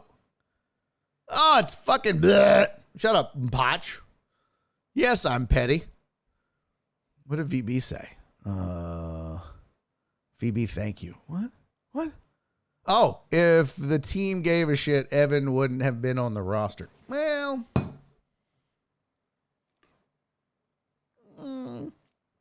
I mean, I will say this, the cheating didn't really help him. I love that he was the example in John Boy's big video, and then he grounded out. That was the best part about the whole thing, is the fucking video, he didn't even hit a home run. He grounded out or some shit like that. I was like, well, you can hear the trash can. Oh, and how good did that do? All right, so Evan Gattis tweets out, about 14 of y'all showed up in 2015. It's got 171 retweets, 111 quote tweets, 2,000 likes. I was one of the quote tweets, and I was like, he's right. Here it is. Jason May, in 2013, my wife and I went to at least 12 Stros games. Though living in LA, consider us 2 of your 14. You're a made man. We'll never forget your 2017 playoff moments. I don't get mad at our guys when they struggle. I hurt for them. Couldn't be prouder of this team. Evan Gattis responds as your baby black.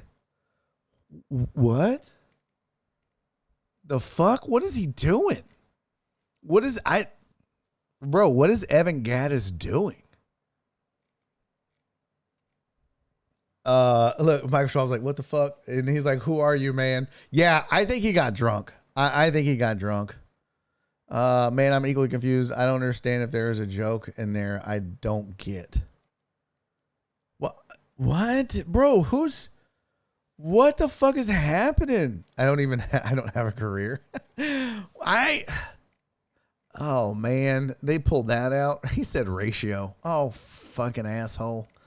I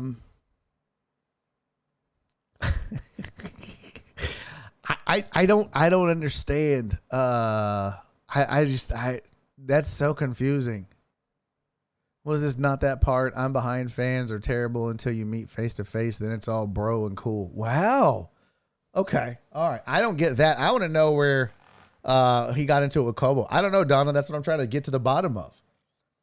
So David Blake, I grew up in Bijou Bagwell. Cool. You weren't one of the 14 people that booed us when we sucked. Oh, no. Listen, Evan, you need to calm down. You could definitely get booed when you suck. That's the fucking point. That's what fans do. And listen, if that hurts your feelings, good thing you didn't fucking play in Boston or Philly or New York. They'll boo the shit out of you up there. You go 0 for 2 midway through a game and they're starting getting the boo fingers out. Get ready. Where were you with us in 15? I don't remember. He said Miller Lite. This might be a clue as to exactly what's going on. I love hearing this good baseball stuff. I toured the Astrodome after shutdown. What a beauty. Such history. This was the other part of it, though. So he said about 14 of y'all showed up in 2015, but then he doubled down with Now your businesses are dependent on a brand you wish was better. And I was like, what does that mean? What does that mean? Is he talking about people that are making is he talking about like the Apollo medias of the world?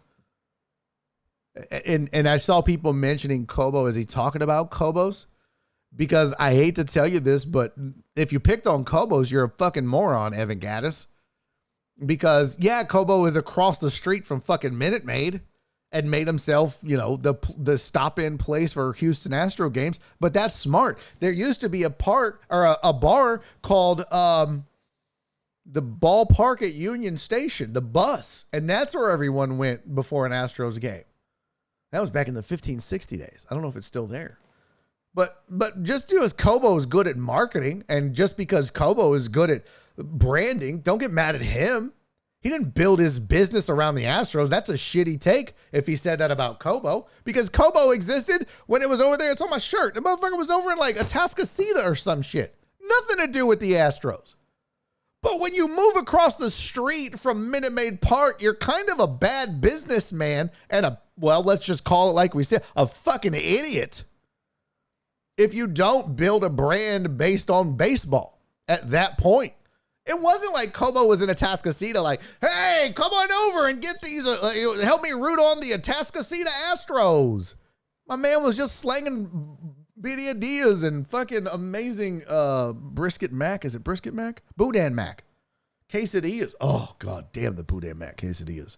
I would stab every deckhead in this chat for a Boudin mac quesadilla. Boudin mac quesadilla. I would. I'd stab all you dirty bitches. Every one of you. Oh, I'd punch people out. I wouldn't give a fuck. They're so good. But that's a shitty take by Evan Gattis if he called out Kobo on that. Oh, that's it. He said Kobos is using the Astros for his business. Okay, and Mattress Mack isn't? That's a fucking shitty take. Mattress Mack has been around for 40 plus years, and he's taking advantage of it. Guess what? It's called sponsorships. And it's what the Astros have a ton of them. What do you want? Like, that's a dumb, you know what that is? And this is going to sound shitty. That's a dumb jock take. That is a dumb, ignorant sports jock take. That man knows shit all about business. Damn good baseball player. For all intents and purposes, damn good dude, I guess. Pulled himself up by the bootstraps. He was a janitor, El Oso Blanco, or whatever the fuck his nickname was. He also was a designated misser. Boy, he could miss him. He could miss him. But I loved Evan Gattis when he was here. I did. But this is a shitty take if he's talking about Kobo. And if he's talking about, and again, Apollo and, which those are my boys, and I disagree because Apollo is doing a whole ass media thing. They just found a niche. And they were smart about it. But there's like Ram shirts and all these t-shirt companies that popped up that make Astro shirts, and now they all make the same Pena shirts. And there's going to be fuck off Mattress Mack shirts on all of them. And, it won't say it all, but they'll have the bandana thing that I showed. I know it's going to be all that.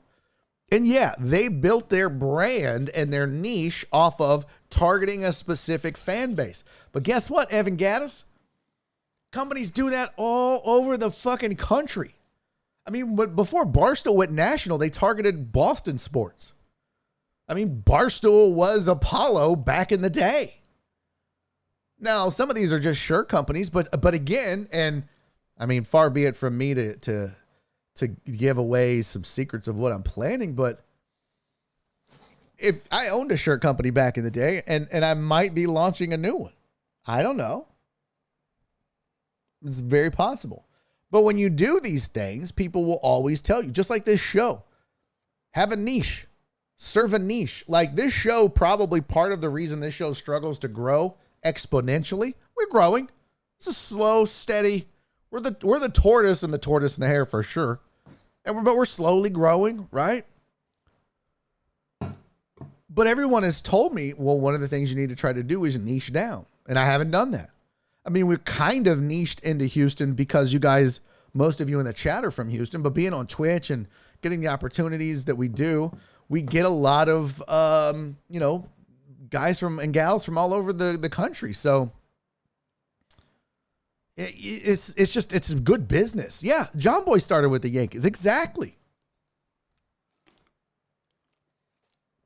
Can your first shit be Gangster Mack? No, for sure. No, it wouldn't be anything like that.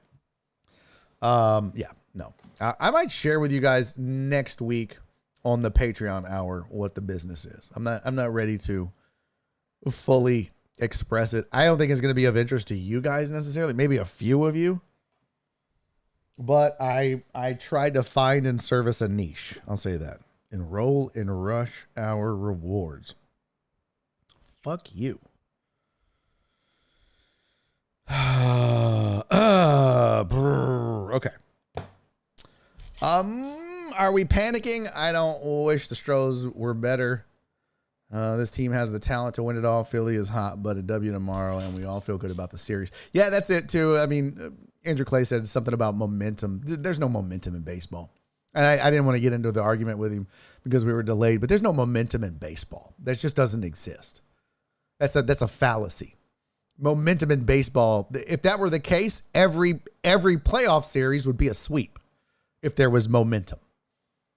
Because whoever won game one and had the exhilaration and the high of that, we've seen teams. What the Astros, when they played the Yankees, they won game 1 and 2, went on the road, lost 3 in a row, came back home and won 2 at home. And they came back down 3-2. All they got to do is win 1 to come back from Philly down 3-2. And it doesn't matter how you got there. You're coming home with 2 games left, down 3-2. That's it. There's no momentum in baseball because the Astros, again, lost 3 in a row in New York and won the last 2 at home. So that's overhyped. And that's, I think, why he said, who cares? But he was just being a dick last night. I hope you're okay, Evan. Stros family cares. If you need help, let someone know. I love it. Now they're reaching out to him like, oh, Evan, I care for you, man.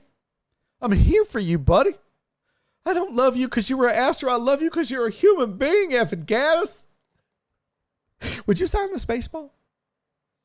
Fucking see-through ass Astros fans.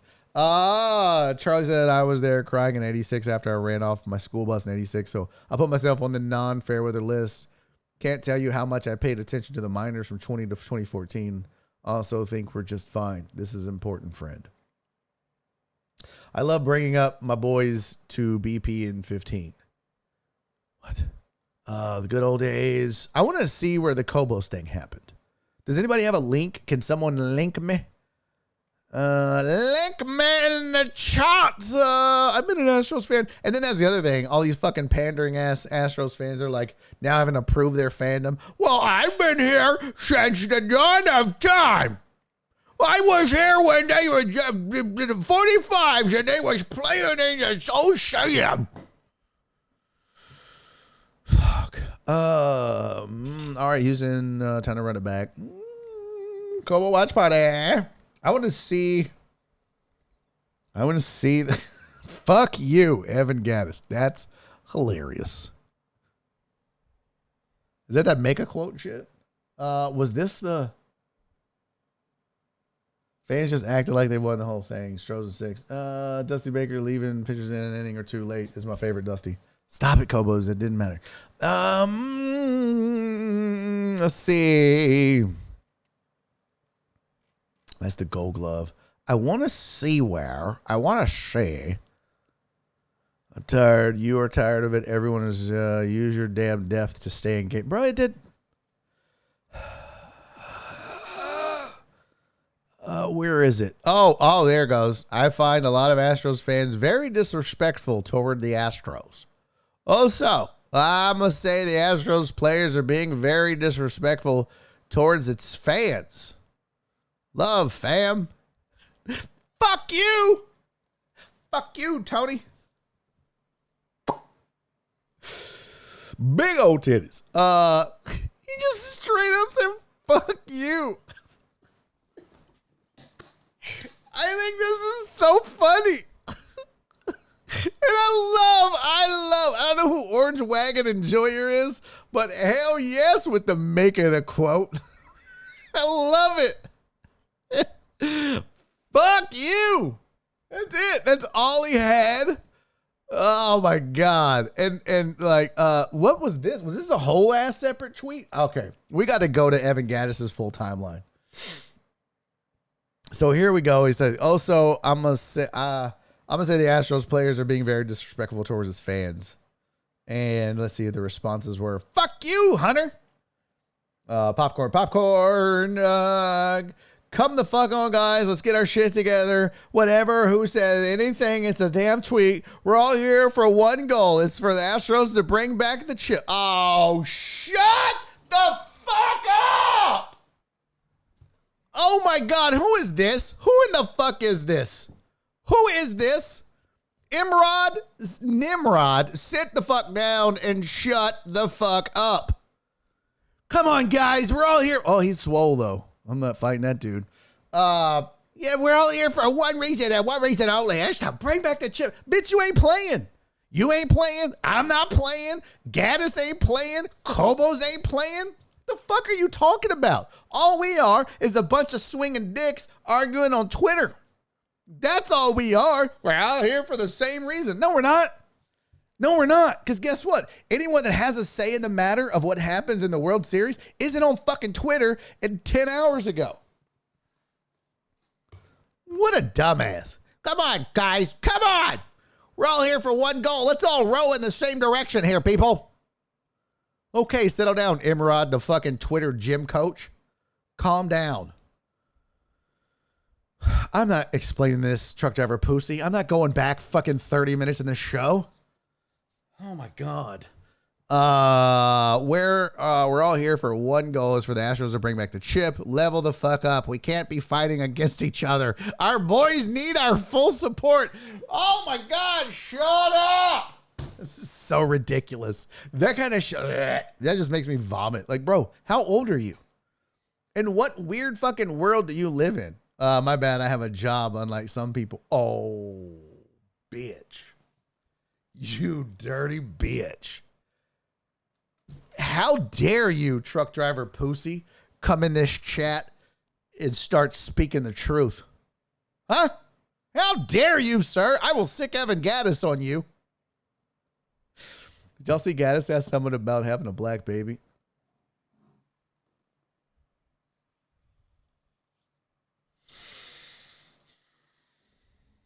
Ivan, I just spent fucking 30 minutes on it. God damn it. You can't be rolling in the chat and then rehashing shit we just talked about since 3:45. Truck driver Pookie said, don't yell at me, okay? I'm going back to the bean. Not if I shut that bitch down. How much time is left over there? Ooh, you got 2 minutes, homie. 2 minutes. Might as well just stay here with us, truck driver Pookie. Because Bean about to die. Bean's about to die. Yeah, okay. See, this is why I just can't be on Twitter. Y'all get on my goddamn nerves. Not y'all, but like Imrod. This is the stupidest shit ever. Come on. Our boys need our support. Okay, it's not a fucking world war, all right? At TD Pookie. Why is this firing off? Let's go.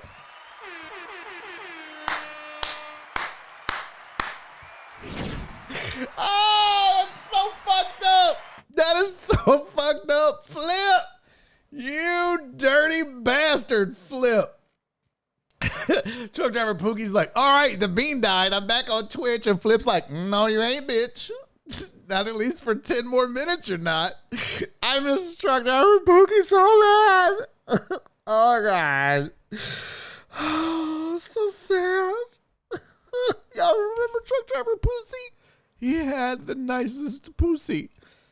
Oh, that's hilarious. And then CC got him. Boom, got him. 600 seconds. Enjoy your 10-minute timeout, truck driver pussy. We'll see you at 4:24. That's fucking hilarious, Flip. The timing on that was exquisite. Mwah! Mwah! All right. I still need to get back to the whole Cobos Gattis thing. So we got the Oso. Hey, fuck you, Hunter. Here we go. So there's the fuck you from Evan Gattis. Boy, that escalated quickly. Love that meme. Ruperto Luis Sanchez said, imagine kicking someone when they've had the worst performance of their life on the biggest platform for the world to see. It's one thing to criticize. It's another thing to belittle. Ruperto, the fuck are you talking about? That makes no sense.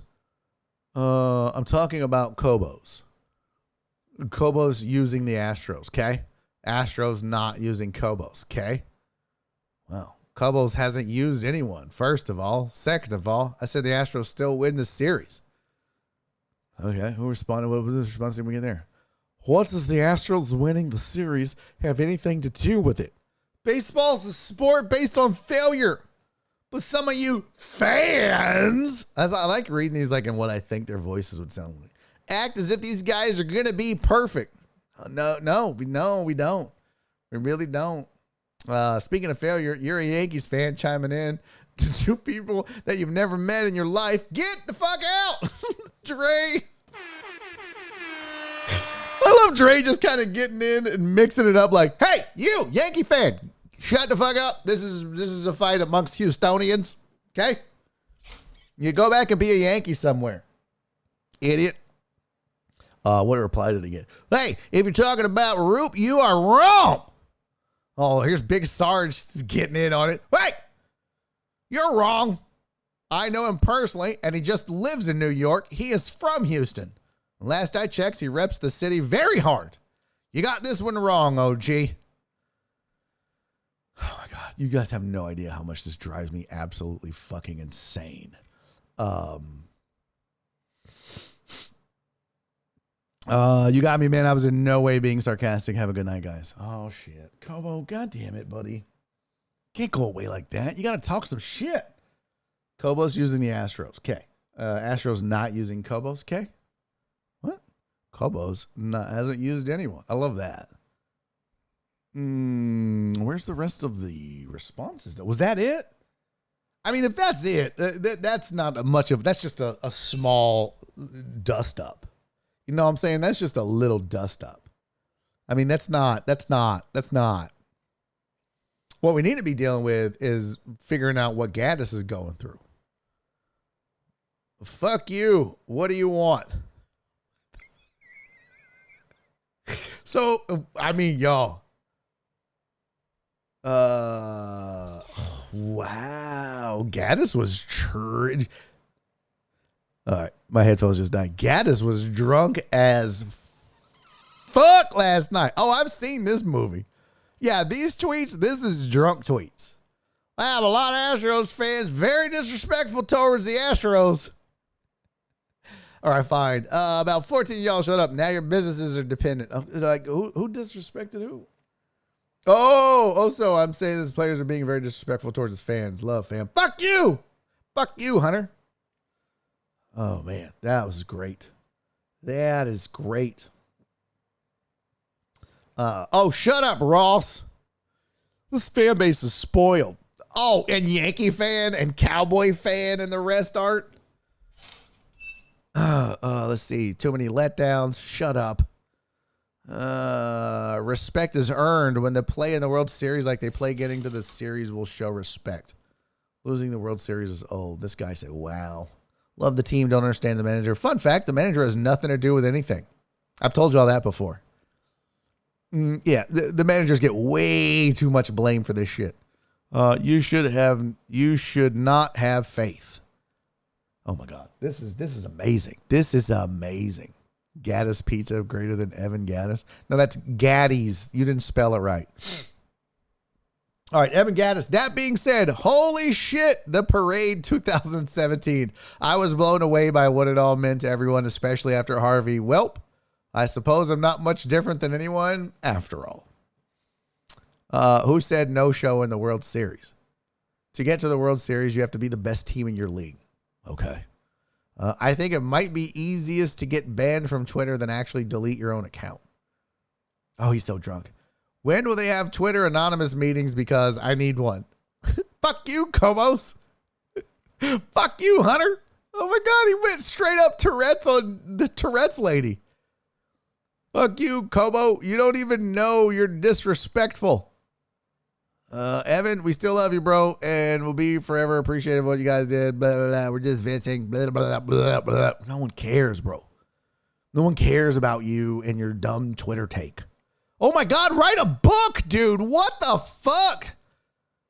Dude, you knew this guy was going to tweet too much shit when his Twitter name is Dusty Baker Mayfield, SEC 2020 what? 1 and 2, we can still win. Shut the fuck up. I hate people. Oh my God. And y'all wonder why I don't fucking, I hate people. So look at this book this dude wrote. Like, anyone gives a fuck that you had all this to say. Nobody does. Nobody. Bro, stick to a sentence. It's Twitter. It's Twitter. Fuck. Let's see what else. This is what I do with it when I'm not streaming. I'm just on Twitter yelling at the screen. Oh, I hate you. That's me the whole time. I hate you. So we got at Kobo, fuck you. And then we got fuck you. This is my favorite part. Here we go. So he said, fuck you, Kobo. You don't even know you're disrespectful. And that was after old dipshit chimed in with his 8,000 messages. Let's see, what replies did we get? Oh, somebody hit him with the spelling correction. Jesus, I hate that. What a loser. Stephen Shell, get a life, homie. Not gonna lie, this Twitter is kind of douchey. And they've been closed every time I tried to go. What? Don't know. But your tweets aren't disrespectful. Okay. What I like is right here. Let me explain. Chat. Let me explain. I find a lot of Astros fans very disrespectful. And Kobo said, also, I'm going to say the Astros players are being very disrespectful towards its fans. It's all love, fam. And Evan Gattis respond, fuck you. And then he retweeted it. That is so funny to me. That is so funny to me. He's like, hey, fuck you, Kobo. Boop. That is fucking hilarious. Hilarious. Yeah, that is true, Dre. Alcohol. By the way, you probably weren't here, but we gave you a salute for checking one of them dudes. You're like, hey, Yankee, sit down and stay out of it. And the big sergeant's like, well, now hold on. It's like, go sit your $5 ass down before I make change. Dre was out there regulating. Evan reloads like a 20-year-old. You have to expect drunk dude would do that. Oh, there's no doubt he was drunk as shit, but I love that he retweeted it. And don't get me wrong. I'm still Team Kobo and fuck Evan Gattis. I mean, especially unless he wants to come on the show. I'm happy to have him. Love you also, Blanco. I just think it's fucking hilarious. My guy was like, oh, you know what? That fuck you tweet was amazing. Go on and do it again. Bam, let's bless the party. Let me retweet that hoe. One more again. That's fucking hilarious. He doubled down on his fuck you tweet. Oh, God, that's funny. And then it was the weird one when he was like, is your baby black? I was like, bro, you got to stop drinking. I mean, telling Kobo fuck you is no big deal. Kobo is fucking living his best life. No one should feel sorry for Raul because Evan Gattis said fuck you. One, he's killing the game. Kobo's is blowing up. 2, do you know how much more run this cat just got and gave to Kobo? If I'm Kobo, I'm sending Evan Gattis a private DM saying, hey, fam, thanks for getting drunk and acting like a complete fucking moron. My Twitter is going insane, and this is all free marketing. Oh, my God, buddy. Thank you so much. They just talked about me and you and everything on this one show. It's amazing. It's on Twitch called Barry on Deck for 30 to 40 minutes. I couldn't ask for better marketing. It's all over the radio and thank you for just getting drunk and being an asshole. Trust me, Kobo didn't lose in none of this. Evan Gattis said, fuck you, and then retweeted himself. So, sticks and stones, ho. Sticks and stones. Kobo's winning this faux show. Look at Baseball Barry getting into it. I just love that he fucking retweeted it. Oh my God, that's so funny. Hilarious to me. I've said I'm just mad I missed all this shit. Just seems funny that everyone got worked up. What did you expect? Well, I mean, he's drunk, poor Marine. Yeah, he's drunk. That's what. By the way, fuck you, poor Marine. Huh? You're here. I'll say it to your goddamn face. Fuck you, pal. Yeah, I'm gonna go all Evan Gattis. I didn't even drink. You know what? Just in case, I'm gonna take a shot, and then I'm gonna. No, you know what? I'm not. I'm still gotta do the birthday. Yeah, fuck you, poor Marine. I saw somewhere, I don't know where it was. I happen to be scrolling or some shit, and I see poor Marine be like, "Oh, Barry's not always funny." Fuck you, pal. You ain't gotta be here talking shit and not tagging me. Kiss my ass. Barry's not always funny. But then you show up. There you go. Dick. Talking shit, didn't think I'd see it, huh? Talking shit, didn't think I'd see it. Well, poor Marine, let me introduce you to my friend Evan Gattis. Fuck you. I'll find the tweet. I don't know where it was, but he's like, Barry's not always funny. I think you were talking shit about how, like I suck. Well, then don't come around. Don't show up. If I'm not funny and I suck, well, scram, beat it, kid. Didn't you say not to tag your ass? I think I turned that off. I think I turned that off. Wait a minute. Your team, poor Marine? Well, fuck you, Hunter. Oh, you're really funny right now. Oh, but bitch, I'm not being funny. Hashtag Team Evan Gattis on this one.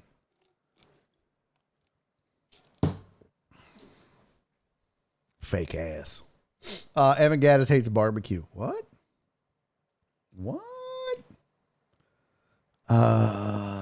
Making a quote, new color. Are more people making it a quote? Nope. That's a different version of it. Let's see here. Yeah, that's a different version of the fuck you quote. There you go. Send that to poor Marine through the mail. He probably doesn't even have email. Old ass. I don't know why he did it twice, but I guess that was it. Then the rest of it, his drunken Twitter rants were, fuck you. You don't even know you're disrespectful. Sorry, Kobos. You're just accidentally disrespectful to people that are way better at their jobs than you are. I mean, Evan, as someone who has always been inspired by your story and what it took for you to get to your level of success. Look at Kobo taking the high road. You going ahead, big boy. At someone who has always been inspired by your story and what it took for you to get to your level of success and took a similar path. I'm not quite following here. My initial tweet was sarcasm. I have faith in my team. I love my team, but okay, Oso, do you? Oh, man, Oso and Bully Dog being, I love you both. Let's just root for our boys. Oh, shut up, Brandon. Fuck. Let's get dirty in this bitch. How so? An MLB player is literally less than 0.1% of the population. I would never compare myself to that. What did Bully Dog say? I didn't even see what Bully Dog said. What did Bully Dog say? Did he get it? This is so great. This is like a fucking soap opera. This is like a soap opera. Cowboys are all right. Not great. Who is Oso? That's Evan Gattis. Evan Gattis is Oso. Let's see. I want to see what Bully Dog said. Bully Dog sounds like a fucking idiot. Kobo, Brandy. Did he delete the tweet? Oh, that's Evan. Oh, I was like, what? Who the fuck is Bulldog? Oh, what a dumbass name.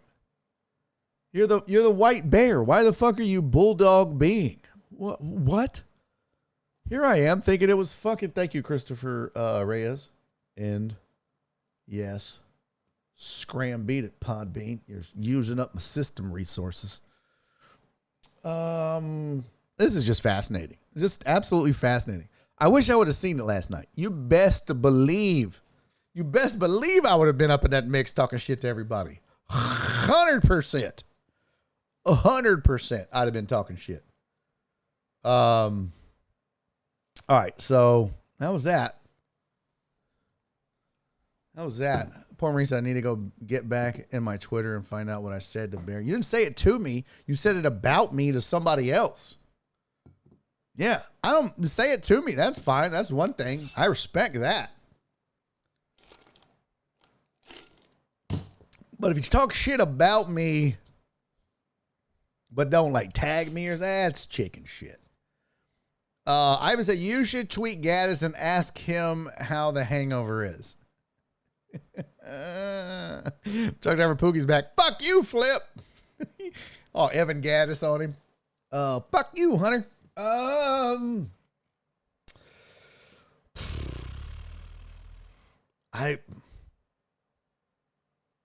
I want to get in on it a little bit. I mean, I want to, but I don't know. It's too late. That ship has sailed. What we need to talk about is a serious thing going on in this world today. You guys know I sometimes, we'll have a good time and we'll play around and we'll do like we just did and go through Twitter and all that shit and much love to Kobo, by the way. Alex said Barry would say, "Hey Evan, fuck you," then say, "You want to come on the show?" Hey Evan, why don't you come on the show and say it to his face? Come on, you want to do the show? Evan, you want to do? I should try to be the peacemaker. Oh. There's no way they would do that. That would be so dope. Get them both on here and let them argue. Just sit back.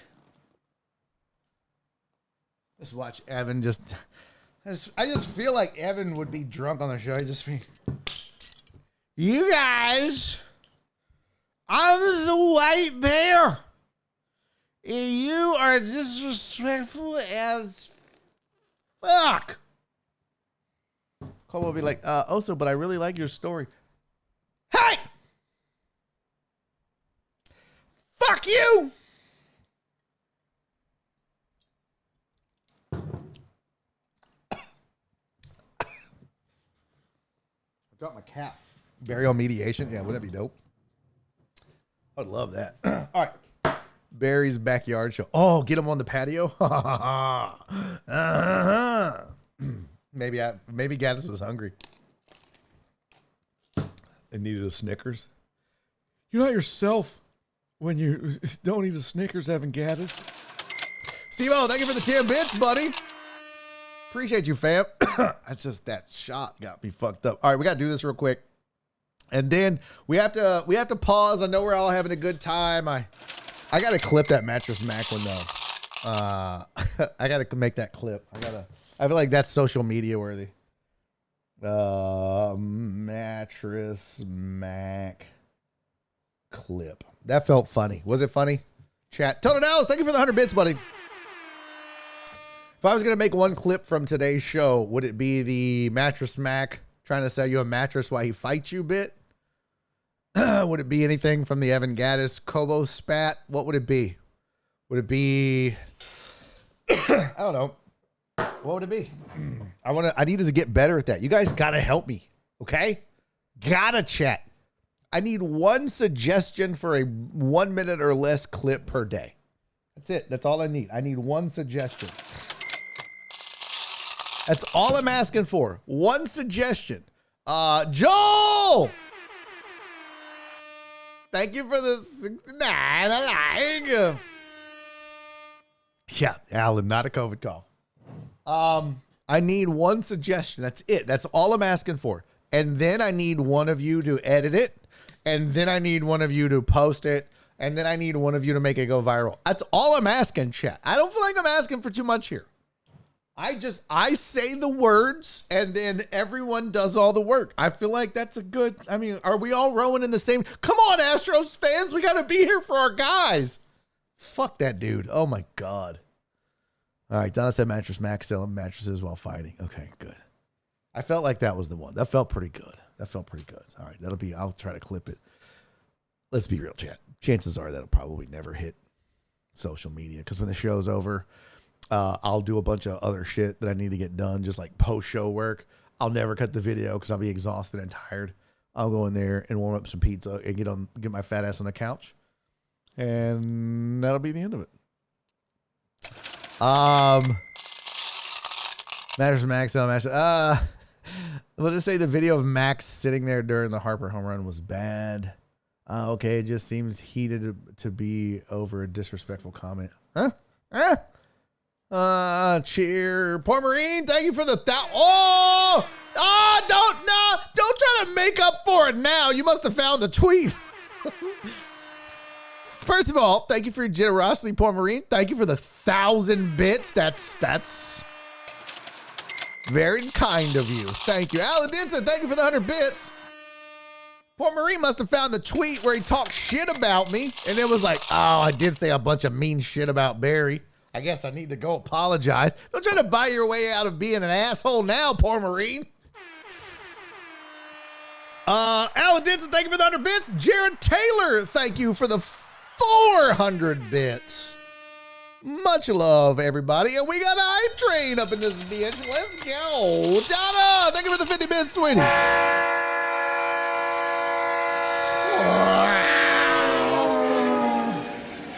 Poor Marine said, I did, but it's Twitter. Yeah, you talk shit. Talk shit. God damn it, Potch. I'm going to time you out. You know what? You hurt me, Poor Marine. You hurt me deep in my soul. I was like, how do I go on if Poor Marine doesn't think I'm funny? Shit. My whole life is a lie now because he doesn't think I'm funny. I need to find a way to be less offensive. I mean, you guys probably wish you could mod that. No, I think, Poor Marine, you just don't need to be an asshole. No, I'm saying, like, I think your reputation is that you're just a dick. And I don't know if that's true. But I would just say that might be your reputation. So, you know, you don't have to be less offensive. Just be nice. Be kind. I know you got it in you because you and I have talked privately before. I know you have it in you. You could do it, big guy. Be kind. I end this show every day. And maybe if you were here and not avoiding it because you don't think I'm funny, hurt me, why don't you? What am I still wearing this hat for? Thank you guys for starting the hype train. Alan said just own it. Just own what? That I'm not funny? Brother, that ship sailed long time ago. I know I'm not funny. I swear I was at 600 bits. That's why I did 400 to match Poor Marine at 1K. What the fuck? What happened? Donna, thank you for the 50 bits. Steve-O! Thank you for the 10 bits, my friend. All right, let's do this shotty shot. We're doubling down on it. We're doubling down on it because we also have something else we have to do. And I know you guys are all really jazzed for it, so let's do it.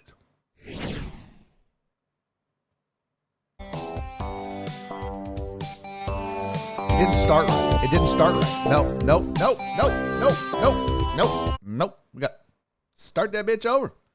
If you're not gonna start and fire off right, what the fuck is this?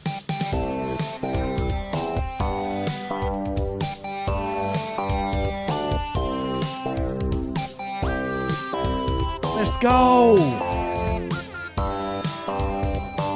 Don said, who dis? Is the song not playing? What? Oh, it's playing. I was about to say, can't have that.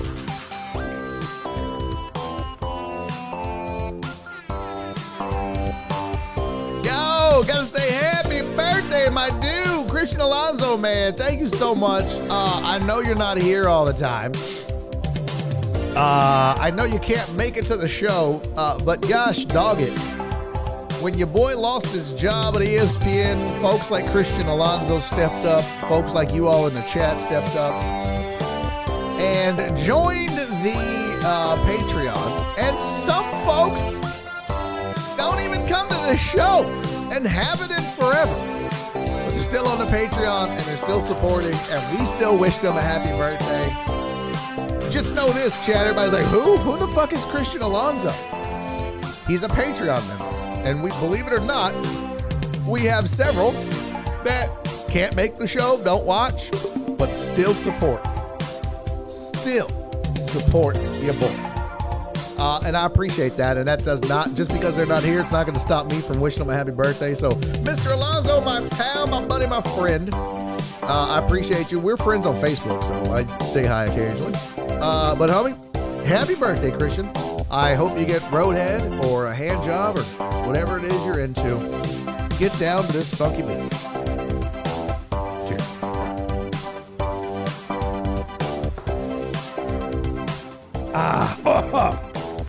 That wasn't Fireball. Oh, shit. Oh. Nasty Nate said this song is the worst part of this show. You shut your whore mouth, Nasty Nate. How dare you? Nasty Nate, how dare you?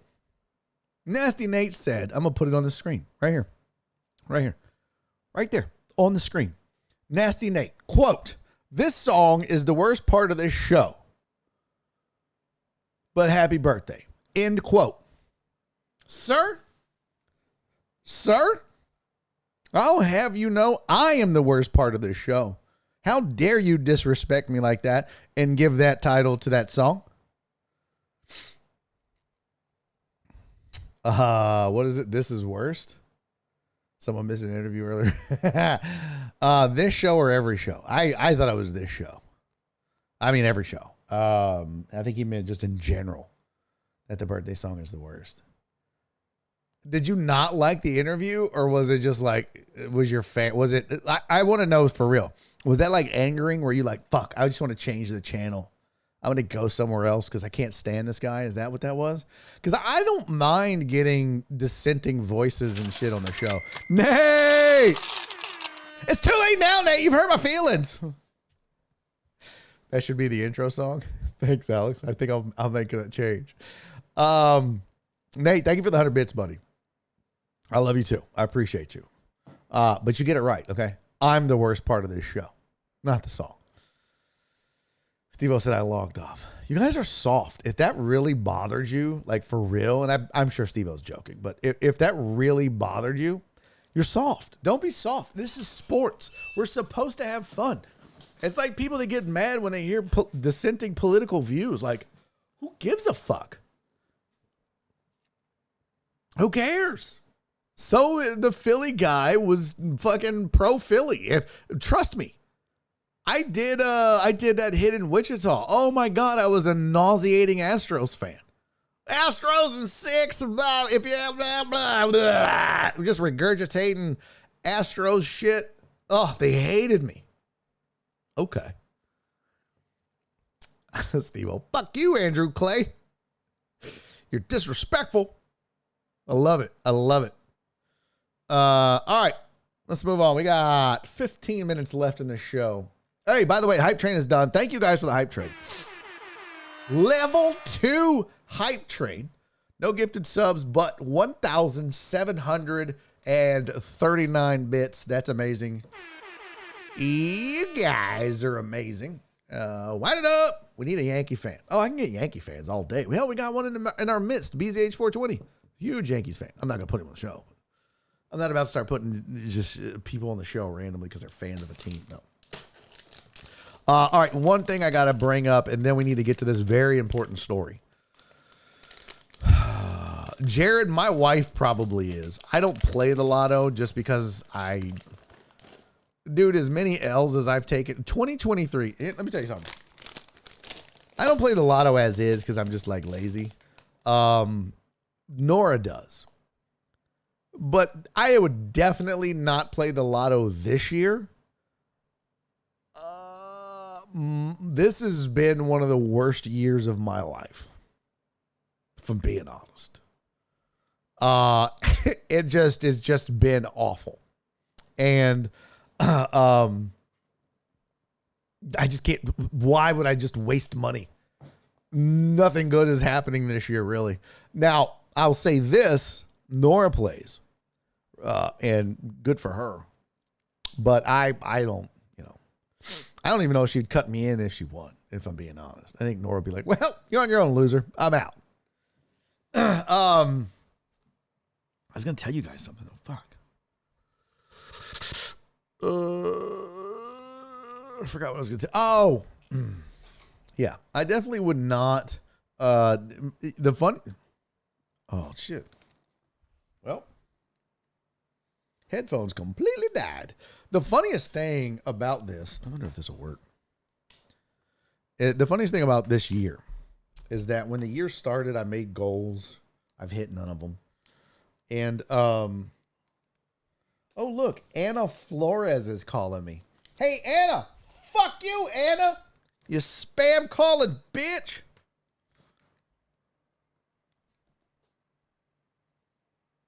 Sorry. I got to have headphones. It just drives me nuts. My mom going into the year. This is your year, baby. I can feel it. Oh, I can feel it. This is your year. I just know. Do you? You're the worst psychic ever, Jenny. The fucking worst. The worst. This is your year. I've had more L's than the Chicago train system. All right, that was pretty good. Nora from the north side. Yeah, fam, she's gone if she wins. 100%. 100%. She's going to be like, excuse me, I have $1 billion. I'm not fucking with your broke ass. Go find me some big strapping, handsome 20-year-old with a huge hog and live it up in Tahiti. Fuck your big crooked nose, small dick having ass. That's what she would say.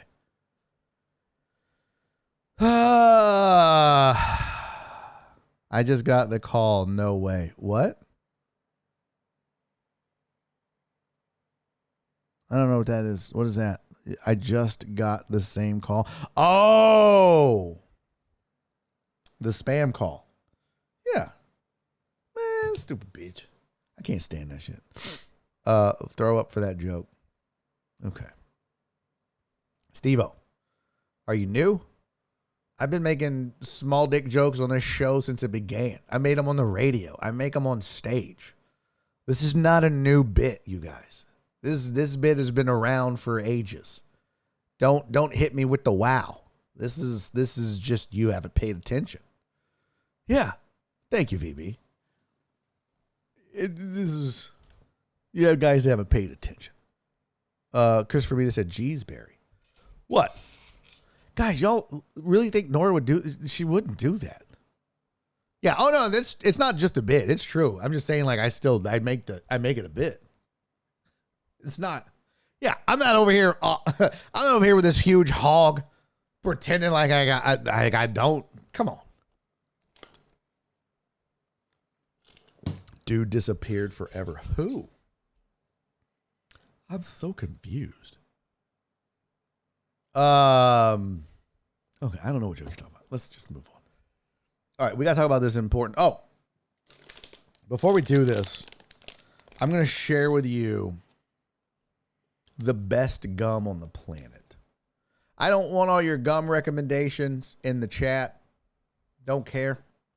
I don't need you to tell me that you have a better gum or that this gum is gross because one, I don't care, and two, you're wrong. This is the greatest gum. No, Alan, it's not Big Chew, and I just said I don't need you listing all your stupid, dumb gums in the chat. Bam! Oh, shit. There it is. Ice Cubes. Icebreakers, Ice Cubes, Black Cherry. Oh, my God.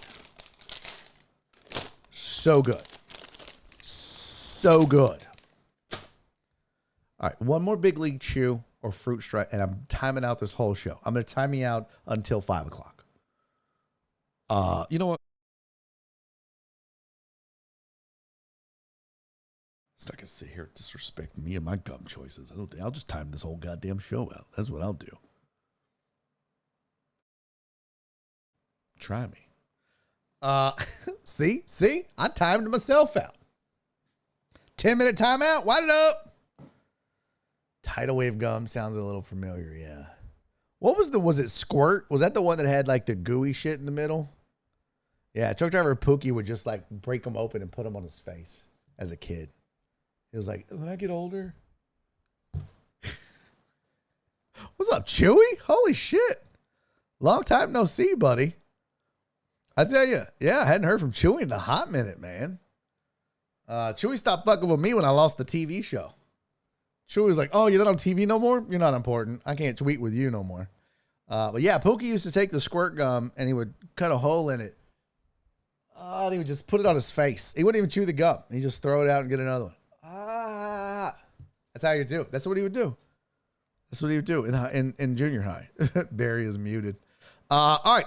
So let's talk about a very, very, very squirt was a drink. Tidal wave was the gum. Oh, was that what it was? Tidal wave gum. Yep, you're right. Nailed it. And this is why you never doubt your elders. VB knows. Excuse me. So yeah, VB's got it right. Yeah, it was Tidal. But whatever. Then years later, he became a glory hole lot lizard. Okay, you guys take it outside. I used to snort Lucas too. Oh. Lucas sounds like a nice dude. That was the reason why I looked forward on Saturday nights, messed up my dentures. I actually wholeheartedly believe that. Okay. Could have done without all that. All right, last thing before we go. I saw this on a tweet. I guess it was a tweet. It was a tweet. And I'm a little disheartened by this. This was on the Rod Ryan show, so I'm going to just use it. I'm going to give credit where credit is due. I didn't find this. I'm not going to pretend like I found this. This was on Twitter or Facebook or some shit. Maybe because I was following Tess or whatever.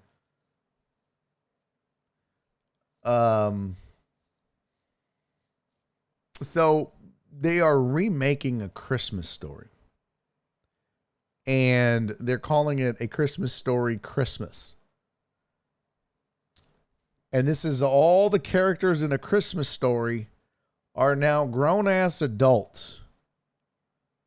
And I'm just not ready for this. I just know in my heart of hearts, I know I'm going to hate this so much.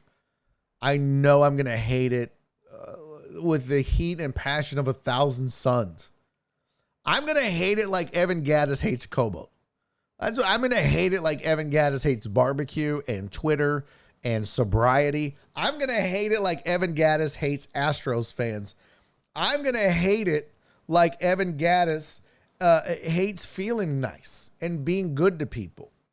I'm going to hate it a lot. It's not me. Just every white guy with glasses isn't me and a big nose. It's just not me. Yeah, I already said sobriety. I did. You guys even listen to the show?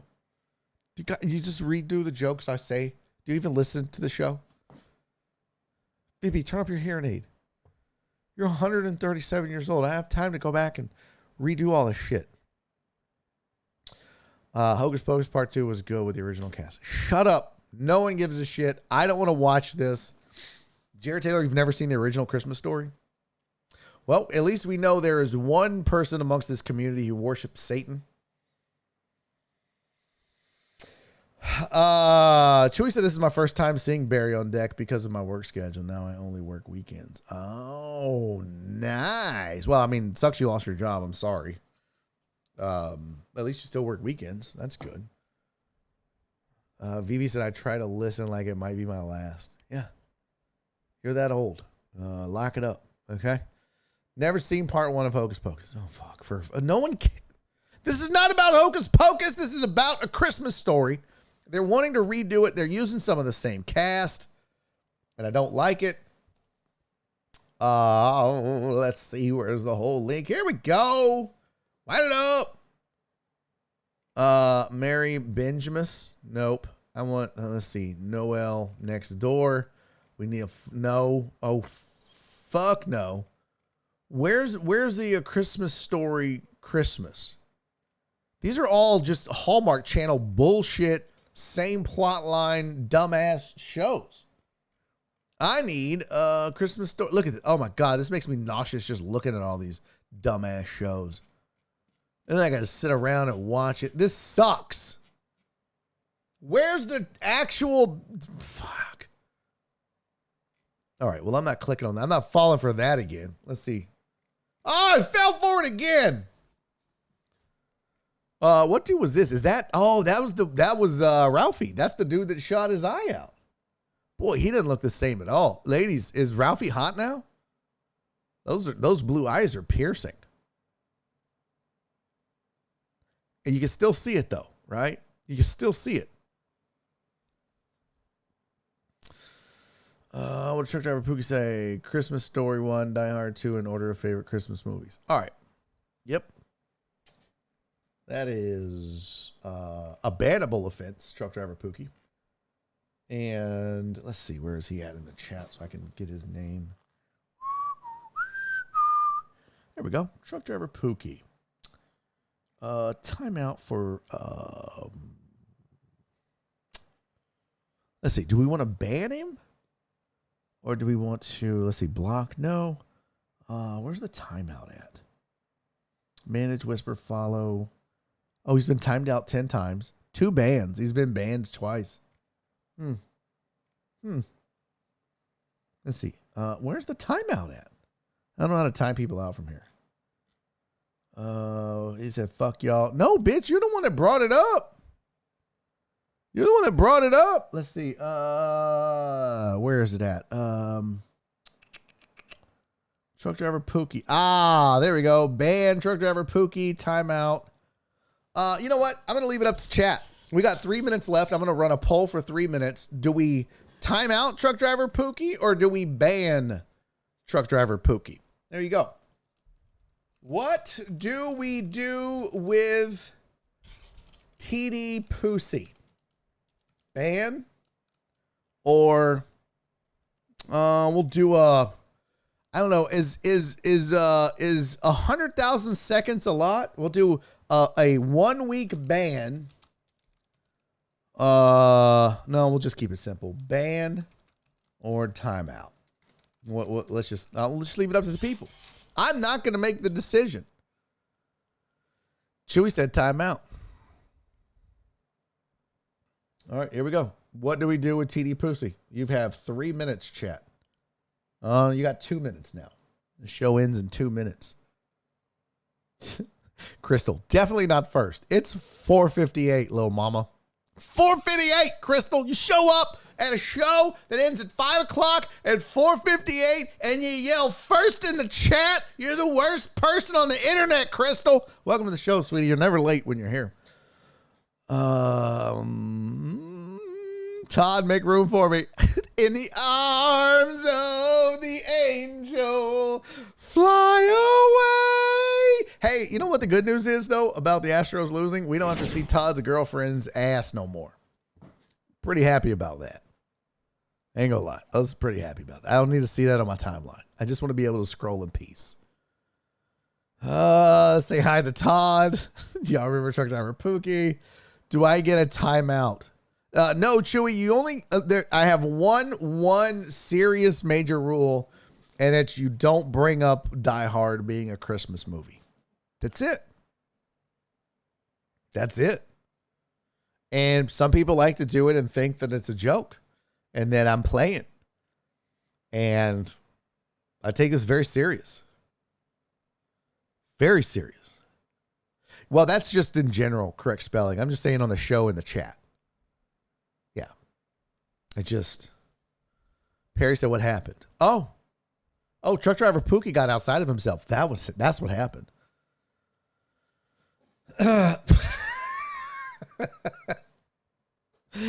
Chewy said, I got to chill a hotter chick than Todd last night. What? What? Yeah. By the way, yeah, Todd's girlfriend's rally cheeks, not working no more. That rally monkey is dead. So.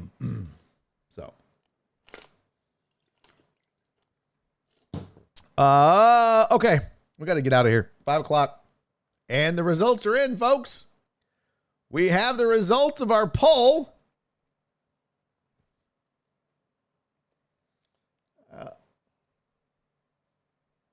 Let's see. Hold on. Nobody voted. Oh, there it goes. Hold on. Boop, boop, boop, boop, boop, boop, boop, boop, boop. There's the results. 3 people voted for a ban. 3 people are complete assholes. 15 of you said timeout. 3 of you voted for a ban. And so the people have spoken. Unfortunately, today's opposite day. You're banned. So, sorry. Don't come back, pussy. You lot lizard truck driver dick sucking. All right, I'm just kidding. That's enough shenanigans. We're done for the. What the fuck? Hey guys, what the fuck is that? What the hell is going on? What in the wide, wide world of sports is going on around here? Skirt! Hey, remember me? The fuck was that? Good times indeed. Boogie said aggressive much? It's jokes, baby. It's jokes. Rage Sledge 805. Are you using points for that, Reyes? Oh, I'm sorry. You're not using channel points to pick the rage, so no. Chewy, thank you for the follow, buddy. Reyes, you don't get to pick the raid. Steve-O, thank you for the 10 bits. You don't get to pick the raid on no points, Reyes. Get it? Reyes? Chris Reyes. Okay. That was stupid. Alrighty, folks. Enjoy the game. Go Astros. Thank you all for the biddies and the hype trains and the subs. Cherry, my love, thank you for renewing our vows for 9 months now. Thank you for everybody for the hype trains. Chewy, thank you for the follow. I think we picked up one new follow with Chewy. Thank you, John Dory. I appreciate you, my friend. 3 of y'all are dicks. Oh, I thought you were me. I was like, wow, what? Much love, Steve-O. I appreciate you, fam. Thank you for hanging out with us and being a part of the community. Donna, I love you, my sweet, sweet. All right, go Astros. Get a dub. I'll see you tomorrow. Same time, same place. 2 p.m. right here. Until I see you, do me 3 favors. Be safe, be kind, and love each other. I'll see you tomorrow. Bye. Let's find a raid. Sledge 805, that's the wrestler. Let me tell you why I don't want to raid Sledge, Christopher Reyes. Hey, Alan Denson, we love you, buddy. Yeah, have a great evening. I hope you guys are getting better. I really do. I really mean it. I don't like raiding Sledge because Sledge don't give a fuck, Reyes. I want to raid people that raid back. That's what I want. I want to find people that when I spread the Barry on Deck community love, the deckhead love, that they return the favor. Like In the Mud, like Forensic Tilts. And in fact, let's raid Forensic Tilts right now. He's probably talking some soccer gambling. You guys are broke as shit like me. Some of you need to win some money. Let's do that. So we're going to raid my guy. Y'all say hi, be kind. If you haven't followed him yet, follow him. But yeah, show some love, show some support. He's a good dude and he raids the show whenever he can. So bye. And he's making a YouTube video.